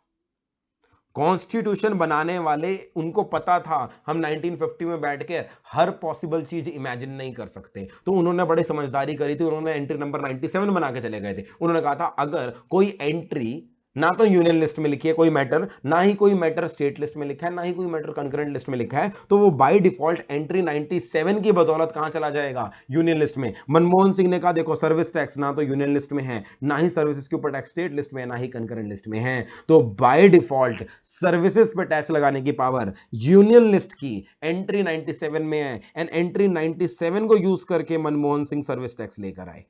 बात समझ में आई या नहीं आई? सर्विस टैक्स की कोई एंट्री नहीं थी, सर्विस टैक्स को जुगाड़ तरीके से एंट्री 97 के अंदर लगाया गया, क्योंकि जो मैटर कहीं ना हो उसका कौन? जिसका कोई नहीं उसकी यूनियन गवर्नमेंट। अब ले तो आए वो, मगर उनको डर क्या था? उनको डर ये था जैसे ही मैं सर्विस टैक्स लाया हूं, इसके अगेंस्ट चैलेंज आ जाएगा, कॉन्स्टिट्यूशनल चैलेंज आएगा, लोग सुप्रीम कोर्ट वगैरह जाएंगे। क्योंकि ऑब्वियस सी बात है, एक एंट्री क्लियर कट नहीं लिखी, उसके ऊपर तुमने अपने आप एज्यूम करके कैसे लगा दिया? तो इमीडिएटली जैसे सर्विस टैक्स आया तो there were challenges, constitutional challenges to service tax. कुछ लोगों ने बोला कॉन्स्टिट्यूशनली सर्विस टैक्स लगाया नहीं जा सकता। ये डर था मनमोहन सिंह को, कहीं सुप्रीम कोर्ट ने आज से 10 12 15 साल बाद, सुप्रीम कोर्ट ले लेते हैं ना 10 10 साल केस की जजमेंट देने के लिए, अगर 10 साल बाद सुप्रीम कोर्ट ने बोला सर्विस टैक्स तो एंट्री 97 में लग ही नहीं सकता, तो हम क्या करेंगे? करोड़ों रुपए की कलेक्शन क्या लोगों को, जनता को वापस देंगे? लुट जाएंगे, दिवालिया हो जाएगा देश तो, क्योंकि तब तक पैसे तो खर्च कर दिए होंगे गवर्नमेंट ने अपने बाकी सारे कामों पे। तो डर था एंट्री 97 में स्टेट सर्विस टैक्स लगा तो दिया, बट ये अनकॉन्स्टिट्यूशनल ना डिक्लेयर हो जाए, ये नल एंड वॉइड डिक्लेयर ना हो जाए। साथ साथ मनमोहन सिंह ने, क्योंकि उस समय उनकी गवर्नमेंट हुआ करती थी, उनकी मेजोरिटी होती थी, साथ साथ उन्होंने कॉन्स्टिट्यूशनल अमेंडमेंट कराई। क्या हमारा कॉन्स्टिट्यूशन अमेंड किया जा सकता है? यस, किया जा सकता है। कॉन्स्टिट्यूशन को अमेंड करने का तरीका थोड़ा सा डिफरेंट किया होता है, थोड़ा सा डिफरेंट होता है, वो मैं आगे डिस्कस करूंगा। एक पूरी क्लास लूंगा मैं आपकी कॉन्स्टिट्यूशन के ऊपर, most probably next to next class, lecture number 4 हमारा कॉन्स्टिट्यूशन के ऊपर होगा। तो अभी मैं आपको सिर्फ इतना बोल रहा हूं, कॉन्स्टिट्यूशन को अमेंड किया जा सकता है, कैसे किया जा सकता है वो बाद में बात करूंगा। मनमोहन सिंह जी ने कॉन्स्टिट्यूशन अमेंड करवाया बाकी सारे एमपीस के साथ मिलकर, और एक नई एंट्री डलवाई यूनियन लिस्ट के अंदर। यूनियन लिस्ट में एक नई एंट्री डलवाई गई जिसका नाम था एंट्री नंबर 92C। नई एंट्री डाली गई जिसका नाम क्या था? Entry number 92C। Entry number 92 में सी में लिखा था टैक्स ऑन सर्विसेज। समझे? हमने कहा जब हम 1994 में जीएस सर्विस टैक्स लाए, उस समय कोई एंट्री नहीं थी, तो जुगाड़ लगाया एंट्री 97 का, मगर डर था इसलिए एंट्री 92C डलवा दी और उसमें clear cut power they the union government को। मगर आज तक मतलब 1 जुलाई 2017 तक, जब तक सर्विस टैक्स खत्म हुआ, वो एंट्री 97 में ही लगता रहा, क्योंकि कभी कोई लीगल चैलेंज ही नहीं आया। कभी किसी ने लीगली, सुप्रीम कोर्ट ने या किसी कोर्ट ने इसे अनकॉन्स्टिट्यूशनल डिक्लेयर ही नहीं किया। तो ये एंट्री नंबर 92C हमारे कॉन्स्टिट्यूशन में लिखी थी, ऑल्दो बेकार थी, रिडंडेंट थी। ये वर्ड सुना है कभी, रिडंडेंट? रिडंडेंट का मतलब होता है बेकार पड़े रहना। Entry 92C was there in the constitution. It was brought during the year 1995 1996 के आसपास, ताकि कोई लीगल चैलेंज आया सर्विस टैक्स को एंट्री 97 की जगह एंट्री 92C में दिखा देंगे, मगर कभी कोई लीगल चैलेंज आया ही नहीं। इसीलिए एंड तक सर्विस टैक्स जब तक था 1 जुलाई 2017 तक, तब तक वो कहां लगता रहा, एंट्री नंबर 97 में लगता रहा। उसके एंट्री 92C की हमें कभी जरूरत ही नहीं पड़ी। क्लियर? अच्छा, 1994 में जब मनमोहन सिंह जी को लगा कि भाई मेरे को सर्विस टैक्स लाना है, तो उस समय चैलेंज ये आया, पहली चीज कि सर्विस टैक्स का एक नया एक्ट बनाए। जैसे इनकम टैक्स का इनकम टैक्स एक्ट है, सेंट्रल एक्साइज एक्ट है, कस्टम्स एक्ट है, सीएसटी एक्ट है, वैसे इसका भी एक सर्विस टैक्स एक्ट बनाए। उस समय मनमोहन सिंह ने भी इमेजिन नहीं किया था ये सर्विस टैक्स एक दिन इतना बड़ा हो जाएगा। मनमोहन सिंह को लगा मैं 3 सर्विसेज पे सर्विस टैक्स लगा रहा हूं, क्या ही फर्क पड़ता है। तो उस समय ना सर्विस टैक्स के लिए कोई नया एक्ट नहीं बनाया। तो सर टैक्स कैसे लगाया?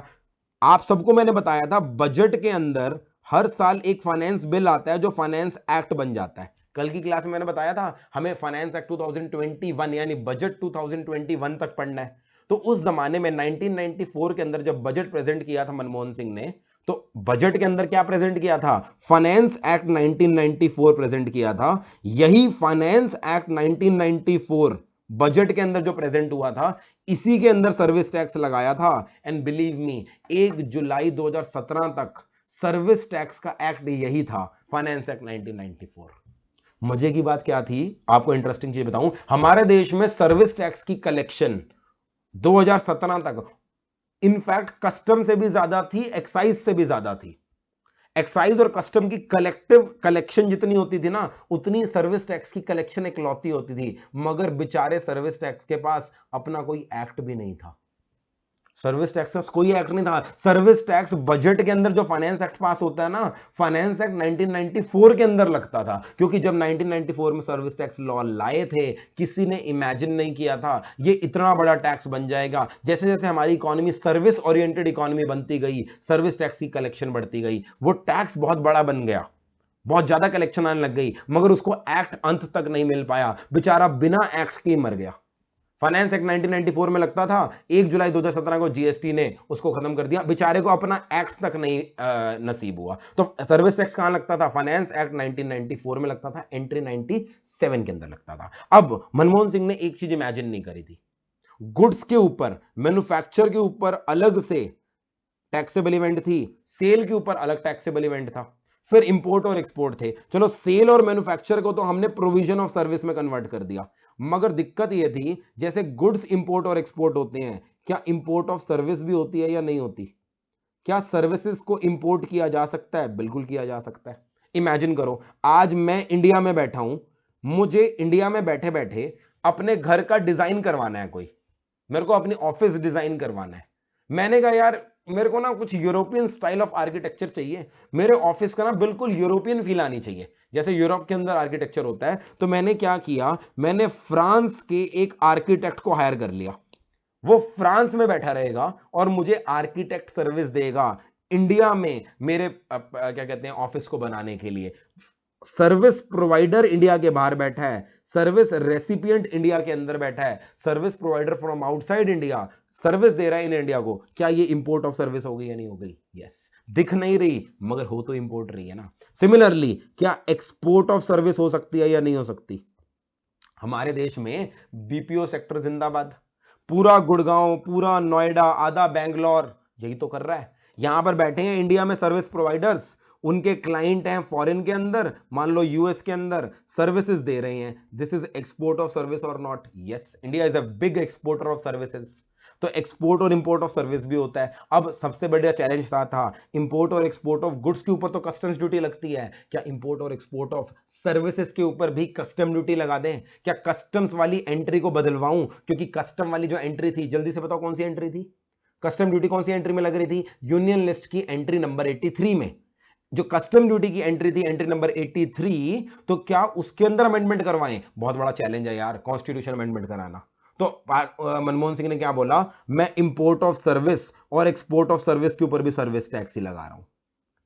मैं इंपोर्ट और एक्सपोर्ट ऑफ सर्विस के ऊपर भी कस्टम ड्यूटी नहीं लगा रहा, क्योंकि कस्टम ड्यूटी लगाने के लिए मुझे एंट्री नंबर 83 में बदलाव करवाना पड़ेगा, जो कि बहुत बड़ा चैलेंज है, मैं फिर से नहीं करवाना चाहता। इसलिए मैं क्या कर रहा हूं, जो सर्विस टैक्स लग रहा है वो इंडिया में जो प्रोविजन ऑफ सर्विस है उस पर भी लगा दो, इंपोर्ट ऑफ सर्विस के ऊपर भी सर्विस टैक्स लगा दो, और एक्सपोर्ट ऑफ सर्विस पे भी सर्विस टैक्स लगा दो। वो अलग बात है, डेस्टिनेशन बेस्ड प्रिंसिपल की वजह से मेजॉरिटी सर्विसेज के एक्सपोर्ट में हम सर्विस टैक्स लगाते नहीं थे, क्योंकि उस पर डेस्टिनेशन कंट्री लगाएगी। बट अगर कभी सरकार को किसी सर्विस की एक्सपोर्ट पे टैक्स लगाना था तो वो एक्सपोर्ट ड्यूटी ना लगाती, वो क्या लगाती? सर्विस टैक्स लगाती। Getting my point? That is why services के अंदर मैंने बोला सिर्फ एक ही टैक्सेबल इवेंट था, प्रोविजन ऑफ सर्विस। चाहे इंडिया के अंदर प्रोवाइड करो, चाहे इंपोर्ट करो, चाहे एक्सपोर्ट करो, एक ही टैक्स लगता था, सर्विस टैक्स। उसके पीछे पॉलिटिकल कारण है, उसके पीछे हिस्ट्री का कारण है, मैंने तुम्हें कहानी सुना दी, अब याद रहेगा तुम्हें। क्लियर है? These were all the taxes. अब मेरे को एक बात बताओ, एक मुझे बात बताओ जल्दी से। अभी मैंने आपसे एग्जांपल लिया, मैं संचित ग्रोवर हरियाणा में बैठा हूं, मैंने आपके साथ एग्जांपल लिया, मैं मोबाइल फोन बेचता हूं किसी पर्सन को यूपी के अंदर। जल्दी से बताओ, आपने इस सेल के ऊपर कौन सा टैक्स बोला? क्योंकि ये inter state sale of goods हो रही थी, आपने बोला सीएसटी लगा दो। सीएसटी लगाएगी सेंट्रल गवर्नमेंट, जाएगा किसके पास? हरियाणा गवर्नमेंट के पास। सिचुएशन में थोड़ा सा चेंज करते हैं, संचित ग्रोवर जो कि एक चार्टर्ड अकाउंटेंट है, वो सर्विसेज दे रहा है, प्रोफेशनल सर्विसेज दे रहा है एक क्लाइंट को जो कि यूपी में बैठा है। अब बताओ इस पे क्या टैक्स लगेगा? अगर एक पर्सन सर्विसेज इंटरस्टेट करता था तो क्या लगता था? ध्यान देना, सर्विसेज में कोई भेदभाव नहीं था, सर्विसेज में कोई इंटरस्टेट वाला भेदभाव नहीं था। सर्विसेज इंटरस्टेट हो तो भी सर्विस टैक्स लगता था, सर्विसेज इंटरस्टेट हो तो भी सर्विस टैक्स लगता था। That's what I wanted to tell you. Intra और इंटर की लड़ाई गुड्स में थी। क्यों? गुड्स में स्टेट गवर्नमेंट भी आ जाती थी, इसलिए वहां पर इंट्रा और इंटर की लड़ाई कर रखी थी। सर्विसेज में दूर दूर तक सर ये एंट्री नंबर 97 में जाता था। यस, एंट्री 97 के अंदर पार्लियामेंट ने कहा पूरी पावर मेरे पास है, स्टेट गवर्नमेंट को हाथ भी नहीं लगाने दिया सर्विसेज को। स्टेट गवर्नमेंट को बोला तू गुड्स से खुश रह, सर्विसेज की तरफ आंख उठा के भी मत देखियो, सर्विसेज सिर्फ मेरी हैं। इंट्रा स्टेट सर्विस हो तो भी सेंट्रल गवर्नमेंट ने कहा हम लगाएंगे service tax, inter state services हो तो भी हम लगाएंगे, बात खत्म। इसलिए सर्विसेज में भेदभाव करते ही नहीं थे, ना तो इंट्रा करते थे ना इंटर करते थे। सर्विसेज जहां मर्जी दो इंडिया के अंदर, सिर्फ क्या लगाओगे? सर्विस टैक्स, और किसको दोगे? सेंट्रल गवर्नमेंट को, बात खत्म। सर्विसेज में कोई इंट्रा इंटर की लड़ाई नहीं थी, इंट्रा और इंटर की लड़ाई किसमें थी? गुड्स में थी। गेटिंग माई पॉइंट और नॉट? ठीक है जी। तो this was all about the taxes जो लगते थे हमारे 1 जुलाई 2017 से पहले। आखिरी डिस्कशन करूंगा, फिर कुछ नोटिंग करा के ब्रेक दे दूंगा। आखिरी डिस्कशन है, मुझे बताओ जो हमारे टैक्सेस हैं जो पार्लियामेंट की जुरिस्डिक्शन में आते हैं, बोले तो जो भी टैक्सेस यूनियन लिस्ट में आते हैं उनके ऊपर एक्ट कौन बनाएगा, उनके ऊपर लॉ कौन बनाएगा? पार्लियामेंट बनाएगी। और जो भी टैक्सेस स्टेट लिस्ट में आते हैं उनके ऊपर लॉ कौन बनाएगा? उनके ऊपर लॉ बनाएगी स्टेट की लेजिस्लेटिव असेंबली, राइट। अब मजे की बात क्या है, पार्लियामेंट के पास कौन कौन से टैक्सेस आए जल्दी से मुझे बताओ। अभी तक जो सारी डिस्कशन हुई, इनकम टैक्स पार्लियामेंट के पास आ गया। कौन सी नंबर एंट्री नंबर 82। मैं यहां पर एंट्री लिखता जाता हूं और यहां पर टैक्स लिखता जाता हूं। और अगला टैक्स कौन सा आया? कस्टम्स, इसके पास आ गया 83। Excise duty, other than 3 goods, other than वो 3 goods, alcoholic liquor for human consumption, narcotics और ओपियम, एंट्री 84 सेंटर के पास आ गई। फिर इसके अलावा इंटरस्टेट सेल अगर होनी है, सीएसटी बोले तो ये भी किसमें आ गई? 92A में। लॉ तो पार्लियामेंट बनाएगी ना, वो अलग बात है, दे देगी बाद में ओरिजिन स्टेट को। लॉ के पॉइंट ऑफ व्यू से बता रहा हूं, लॉ बनाने की पावर किसके पास है? पार्लियामेंट के पास। और लास्ट में आई सर्विस टैक्स, वो भी किसके पास हो गया? 97 में इसके पास। 92C नाम की एंट्री थी बट वो रिडंडेंट थी, 97 के अंदर किसके पास थी? पार्लियामेंट के अंदर। स्टेट के पास क्या क्या आया? स्टेट के पास पहली चीज तो आई एक्साइज ड्यूटी। किसके ऊपर एक्साइज ड्यूटी? 3 प्रोडक्ट्स के ऊपर, 3 गुड्स के ऊपर एक्साइज ड्यूटी आई। कौन सी एंट्री? Entry number 51।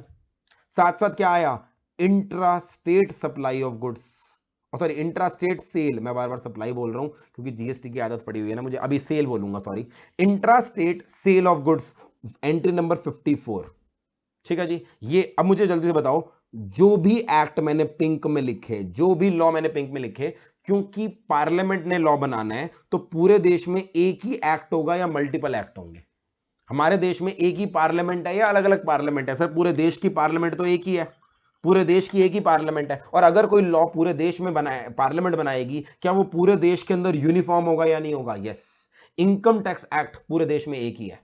पंजाब में बैठा हुआ इंसान भी इनकम टैक्स एक्ट 1961 पढ़ेगा, वेस्ट बंगाल में बैठा हुआ भी इनकम टैक्स 1961 पढ़ेगा, महाराष्ट्र वाला भी पढ़ेगा। पूरे देश में एक ही इनकम टैक्स एक्ट 1961 होगा। कस्टम्स एक्ट, क्योंकि पार्लियामेंट ने बनाया, कस्टम्स एक्ट 1962 और कस्टम्स टैरिफ एक्ट 1975, दो एक्ट थे। ठीक है जी, हैं भी सही है अभी भी। तो ये दोनों एक्ट पार्लियामेंट ने बनाए थे, पूरे देश पे लगते हैं। सेंट्रल एक्साइज एक्ट 1944 पूरे देश पे लगेगा। सीएसटी एक्ट 1956 पूरे देश में एक ही है, पूरे देश पे लगेगा। सर्विस टैक्स को मैंने बताया उसका कोई एक्ट ही नहीं था, फाइनेंस एक्ट 1994 में लगता था बेचारा, वो भी पूरे देश में लगता था। तो यहां पर यूनिफॉर्मिटी थी पूरे देश के अंदर। यूनिफॉर्मिटी समझते हो ना, एक जैसा होना, यूनिफॉर्मिटी। मगर जरा यहां पर आओ, यहां पर आओ, जो ये एक्ट है, जो ये लॉ है, जो ये टैक्सेस हैं हमारे, ये टैक्सेस में जल्दी से बताओ, क्या ये पूरे देश में यूनिफॉर्मली एक ही एक्ट होगा या हर स्टेट अपना अलग अलग एक्ट बनाएगी? जो भी टैक्सेस का मैटर स्टेट लिस्ट में है, क्या पूरे देश में एक ही होगा या हर स्टेट अपना अलग अलग बनाएगी? ऑब्वियस सी बात है, अलग अलग बनाएगी। यूपी गवर्नमेंट कहेगी मैं अपना यूपी सेल्स टैक्स एक्ट बनाऊंगी, अपना यूपी एक्साइज ड्यूटी एक्ट बनाऊंगी। महाराष्ट्र अपना बनाएगी, बंगाल अलग बनाएगी, गुजरात अलग बनाएगी, पंजाब अलग बनाएगी, सारी स्टेट्स अलग अलग बनाएंगी। यानी हमारे देश में अलग अलग सेल्स टैक्स के, इंट्रा स्टेट की बात कर रहा हूं, अलग अलग लोकल सेल्स टैक्स के एक्ट थे और अलग अलग एक्साइज ड्यूटी एक्ट थे उन 3 प्रोडक्ट्स के ऊपर। और ये जो एक्ट थे ना, हर स्टेट बनाती थी, ये दूसरे स्टेट के एक्ट से कंप्लीटली डिफरेंट थे। यूपी के अंदर जो सेल्स टैक्स का एक्ट था और हरियाणा के अंदर जो सेल्स टैक्स का एक्ट था, वो एक जैसे से नहीं थे, बिल्कुल डिफरेंट थे, क्योंकि दो अलग अलग सरकारों ने बनाए हैं, अपनी मर्जी से बनाए हैं। मजे की बात यह है, सेम प्रोडक्ट पहले 1 जुलाई 2017 से पहले, मान लो ये मोबाइल फोन है, सेम मोबाइल फोन हरियाणा में हो सकता है 5% टैक्स हो, यूपी में हो सकता है 12% टैक्स हो, गुजरात में हो सकता है 14% टैक्स हो, बिहार में हो सकता है 15% टैक्स हो। स्टेट्स आपस में अलग अलग टैक्स रेट रखती थी और आपस में कॉम्पीट करती रहती थी। कोई नई स्टेट का, कोई नई पॉलिटिकल पार्टी किसी स्टेट के अंदर जीती, उसने टैक्स बदल दिए उठा के। तो ये बहुत बड़ी दिक्कत थी। एक कंपनी, मान लो ये सैमसंग कंपनी है, सैमसंग को पूरे देश में अगर काम करना है, उसके लिए बहुत बड़ी दिक्कत है, क्योंकि हर स्टेट ने अपना वैट, अपना सेल्स टैक्स एक्ट बना रखा है। ये सबसे बड़ी चीज, प्रॉब्लम थी, मल्टीपल एक्ट्स, सेल्स टैक्स और उन 3 प्रोडक्ट, ये 3 प्रोडक्ट में तो चलो बहुत लिमिटेड है, सेल्स टैक्स में सबसे बड़ी दिक्कत थी, मल्टीपल एक्ट बना रहे थे हर स्टेट गवर्नमेंट। अब मुझे जल्दी से बताओ, हमारे देश में स्टेट्स कितनी है? हमारे देश में स्टेट्स कितनी है? 2018 की बात करना, 2019 में कुछ पॉलिटिकल डेवलपमेंट्स हुई हैं, उनको छोड़ो, 2017 की बात करो, जब जिसकी बात चल रही है, 2017 में कितनी स्टेट्स थी? 29 स्टेट्स। ये 26 वाला कौन है भाई? सुमित, 26 बचपन में अभी तुम्हें पता नहीं चला कि 26 से बढ़ के 29 हो गई थी? ये अभी भी 26 पे बैठा है, नालायक, ये भी नहीं पता स्टेट्स कितनी थी। 29 स्टेट्स, 29 स्टेट्स थी और 7 यूनियन टेरिटरी थी। मैं 2017 की बात कर रहा हूं, पॉलिटिकली 2019 में कुछ चेंज आया कश्मीर को लेकर, मैं अभी बात करूंगा। पहले उस समय 29 स्टेट्स थी और 7 यूनियन टेरिटरी थी। 7 यूनियन टेरिटरी में एक बार बात करूं, 7, अब स्टेट्स का नाम तो नहीं बोलूंगा, ये एसजीओ आपको पता होगा, नहीं तो गूगल कर लेना आज तुम। और यूनियन टेरिटरी, 7 यूनियन टेरिटरी ना अलग अलग प्रकार की थी। 2 यूनियन टेरिटरी ऐसी थी जो आती तो सेंट्रल गवर्नमेंट के हैं, मगर जिनका खुद का लेजिस्लेचर है, खुद का लेजिस्लेचर मतलब इन यूनियन टेरिटरी में इलेक्शंस होते हैं, इन यूनियन टेरिटरी के अंदर एमएलएज अपॉइंट होते हैं, इनकी लेजिस्लेटिव असेंबली है, इनके अंदर स्टेट गवर्नमेंट फॉर्म होगी, इनका चीफ मिनिस्टर होगा। ऐसी 2 यूनियन टेरिटरी जिनका खुद का लेजिस्लेचर है, जल्दी से बताओ। एक तो सबको पता है, दिल्ली, जहां पे मैं इस समय बैठा हूं। दिल्ली में आपको पता है दिल्ली से यूनियन टेरिटरी, बट दिल्ली के अंदर सरकार बनती है और सरकार में जो भी होता है वो सेंट्रल गवर्नमेंट से लड़ता रहता है। नेशनल न्यूज बनती रहती है, अक्सर दिल्ली गवर्नमेंट को सेंट्रल गवर्नमेंट से लड़ते देखते हो, कारण because Delhi is a union territory with a legislature. और दूसरी बताओ, दूसरी है पौंडीचेरी। पुडुचेरी भी बोल सकते हो, पौंडीचेरी भी बोल सकते हो। दूसरी है पौंडीचेरी। पौंडीचेरी भी ऐसी है, नालायक कह रहे हैं चंडीगढ़, चंडीगढ़ नहीं है, पौंडीचेरी। ये 2 ऐसी यूनियन टेरिटरी हैं जो हैं तो यूनियन टेरिटरी, सेंटर के अंडर आएंगी, इनके अंदर लेफ्टिनेंट गवर्नर बैठा होगा appointed by central government, but इनके खुद के इलेक्शंस होते हैं, इनकी खुद की लेजिस्लेटिव असेंबली होती है। बाकी 5 यूनियन टेरिटरी जो हमारे देश में है वो विदाउट लेजिस्लेचर हैं। बोले तो वहां पर कोई एमएलएज नहीं होते, वहां पर कोई लेजिस्लेटिव असेंबली नहीं होती। बाकी 5 में कौन कौन आई? चंडीगढ़। चंडीगढ़ के अंदर कोई लेजिस्लेटिव असेंबली नहीं है, डायरेक्टली सेंटर के अंडर आती है। अगली चीज, Dadra and Nagar Haveli, Dadra and Nagar हवेली। फिर third, Daman and Diu. Fourth, Lakshadweep, Lakshadweep. और fifth, Andaman and Nicobar islands. ये 5 यूनियन टेरिटरी हैं जो डायरेक्टली सेंटर के कंट्रोल में आती हैं, जहां पर खुद की कोई लेजिस्लेटिव असेंबली नहीं है। अब मजे की बात सुनो, सर क्लास की स्टार्टिंग में आप कह रहे थे मैं हरियाणा में हूं। मैं ओरिजिनली हरियाणा में हूं, मतलब पैदा हरियाणा में हूं, मेरा होम टाउन हरियाणा में है, बैठा तो दिल्ली में हूं ना इस समय। मैं बैठा इस समय दिल्ली में हूं मैं, ठीक है। क्या कह रहा हूं मैं, भूल गया मैं। हाँ, मैं ये कह रहा था, अब ध्यान दो। हमारे, वैसे तो आप सब सुनते रहते होगे टीवी के ऊपर, बहुत बड़ी कंट्रोवर्सी है दिल्ली और सेंट्रल गवर्नमेंट के बीच में, अक्सर लड़ाई चलती रहती है। सुप्रीम कोर्ट तक केस चला गया, सुप्रीम कोर्ट की वर्डिक्ट आ गई, उसके बाद सुप्रीम कोर्ट की वर्डिक्ट ओवररूल करने के लिए सेंट्रल गवर्नमेंट ने पार्लियामेंट में लास्ट ईयर एक लॉ पास कराया। लड़ाई चल रही थी, चल रही है कि कौन से मैटर के ऊपर कौन सी गवर्नमेंट लॉ बनाएगी, ये चलती रहेगी। पौंडीचेरी के अंदर भी अक्सर लड़ाई देखने को मिल जाती है, वहां की इलेक्टेड गवर्नमेंट और वहां की लेफ्टिनेंट गवर्नर के अंदर। मगर as far as taxes are concerned, as far as taxes are concerned, हमारे कॉन्स्टिट्यूशन में लिखा है, टैक्सेस लगाने के लिए जो यूनियन टेरिटरी जिनका खुद का लेजिस्लेचर है उन्हें स्टेट माना जाएगा। ध्यान से सुनना, टैक्स लगाने के लिए कॉन्स्टिट्यूशन में लिखा है ऐसी यूनियन टेरिटरी जिनका खुद का लेजिस्लेचर है उन्हें स्टेट माना जाएगा for the purpose of levying taxes. यानी दिल्ली स्टेट है या यूनियन टेरिटरी है, लड़ाई चल रही है, चलती है जाएगी। किस मैटर के ऊपर कौन लगाएगा, ये लड़ते रहेंगे दिल्ली लेजिस्लेटिव असेंबली और सेंट्रल गवर्नमेंट वाले, मगर एक चीज पे लड़ाई कभी नहीं होगी, टैक्स लगाने की पावर के लिए। यूनियन टेरिटरी है बेशक दिल्ली, मगर उसे स्टेट माना जाएगा। पौंडीचेरी बेशक यूनियन टेरिटरी है, मगर टैक्स लगाने के लिए उसको क्या माना जाएगा, स्टेट। यानी कि हमारे देश में टैक्सेशन पॉइंट ऑफ व्यू से 29 नहीं, 29 प्लस 2 31 स्टेट्स थी और 5 यूनियन टेरिटरी थी। गेटिंग माय पॉइंट और नॉट? आज मैंने तुम्हारी थोड़ी ज्योग्राफी हिला दी। ज्योग्राफी के हिसाब से 29 स्टेट्स है, 7 यूनियन टेरिटरी है, मगर टैक्सेशन के पॉइंट ऑफ व्यू से 31 स्टेट्स हैं और 5 यूनियन टेरिटरी हैं। तो हमारे देश में, मुझे जल्दी से बताओ, कितने सेल्स टैक्स के एक्ट थे? 31 सेल्स टैक्स के एक्ट थे हमारे देश के अंदर। और कितने यूनियन टेरिटरी? यूनियन टेरिटरी के अंदर जो टैक्स लगता था वो उनका अलग से एक्ट नहीं होता था, वो डायरेक्टली सेंट्रल गवर्नमेंट ही वहां पर टैक्स लगाती थी। यूनियन टेरिटरीज में जो भी सेल्स टैक्स होता था वो सेंट्रल गवर्नमेंट के पास जाता था। मगर वैसे 31 एक्ट थे हमारे सेल्स टैक्स में। अब पॉलिटिकली चेंज क्या आया? पॉलिटिकली चेंज ये आया, 2019 में चेंज आया, एक 2020 में चेंज आया। 2019 में जो चेंज आया वो तो आप सबको पता होगा, जेएनके जो कि एक स्टेट थी।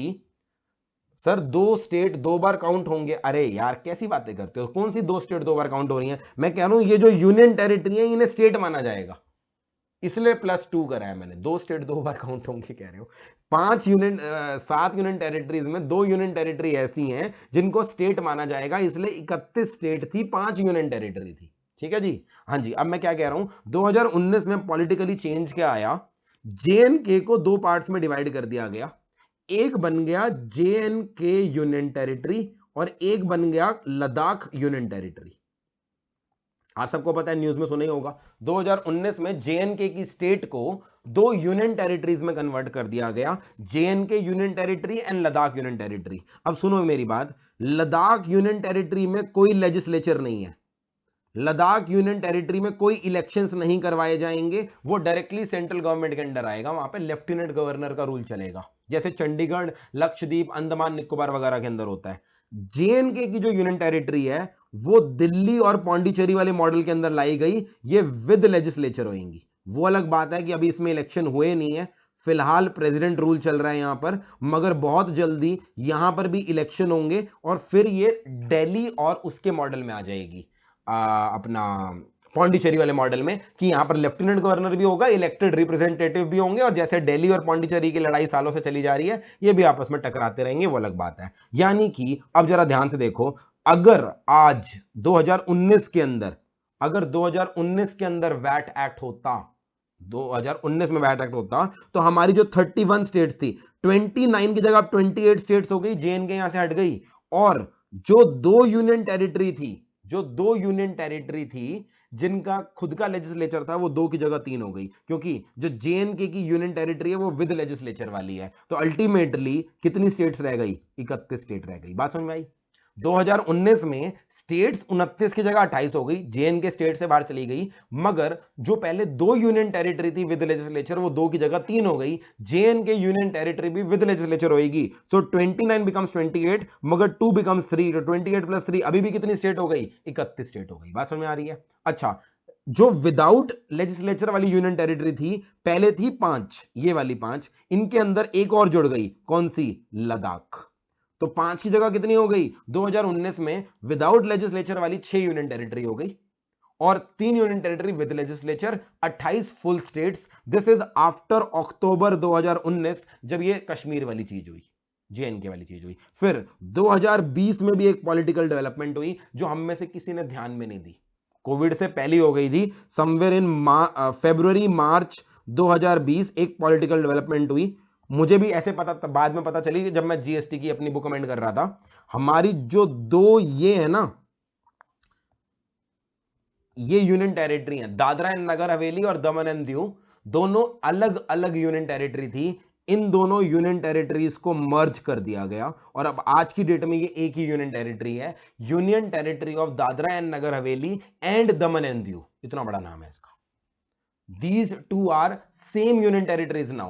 They are not separate. ये मर्ज हो गई हैं। मैंने न्यूज में नहीं सुना क्योंकि न्यूज में इतना कवर नहीं किया, तुम्हें पता है तो बहुत अच्छी बात है। तो अब अल्टीमेटली क्या हुआ? 5 से 6 हो गई थी, 5 से 6 हो गई थी यूनियन टेरिटरी विदाउट लेजिस्लेचर वाली, 6 से फिर से कितनी हो गई हैं? 5 हो गई हैं। तो आज भी जब हम 2022 में बैठे हैं, हमारी 31 स्टेट्स हैं और 5 यूनियन टेरिटरी हैं। Just wanted to tell you, 2017 के अंदर भी 31 स्टेट थी टैक्सेशन पॉइंट ऑफ व्यू से, एंड 5 यूनियन टेरिटरी थी। आज भी 31 स्टेट है, 5 यूनियन टेरिटरी। उस समय हालात डिफरेंट थे, उस समय 29 फुल स्टेट थी, 2 यूनियन टेरिटरी विद लेजिस्लेचर थी, दिल्ली और पौंडीचेरी।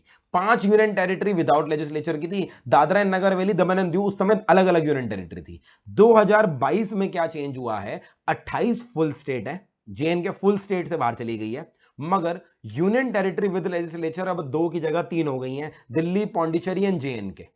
तो 28 प्लस 3 31 स्टेट हो गई अभी भी। ठीक है जी। यूनियन टेरिटरी विदाउट लेजिस्लेचर अब कौन कौन सी हो गई हैं? चंडीगढ़, लक्षद्वीप, अंडमान एंड निकोबार आइलैंड्स, लद्दाख, और आखिरी union territory of Daman and Diu and Dadra and Nagar Haveli एक ही बन गई है, 5 यूनियन टेरिटरी। यानी आज भी अगर आज भी अगर सेल्स टैक्स चल रहा होता, तो आज भी 31 सेल्स टैक्स एक्ट होते और 5 ऐसी यूनियन टेरिटरी होती जो डायरेक्टली सेंटर के अंडर आ रही थी, वहां पे सेल्स टैक्स डायरेक्टली सेंटर के पास जाता। आर वी क्लियर है और नॉट? ठीक है जी। अब मुझे जल्दी से बताओ, नोटिंग करनी है, ब्रेक के बाद करें या पहले एक बार नोटिंग कर लें फिर ब्रेक ले लें? ब्रेक पहले लें या नोटिंग कर लें पहले? आंसर तो मुझे पता ही था, सबने बोला सर ब्रेक ब्रेक ब्रेक। चलो ब्रेक लेते हैं। टाइम हुआ है लगभग 1 बजा है, 12:58 हुआ to be precise. Let's come back at 1:15। 1:15 पे वापस आते हैं, फिर 1 घंटे की क्लास करेंगे। सी यू आफ्टर दी ब्रेक। आ जाना टाइम पर।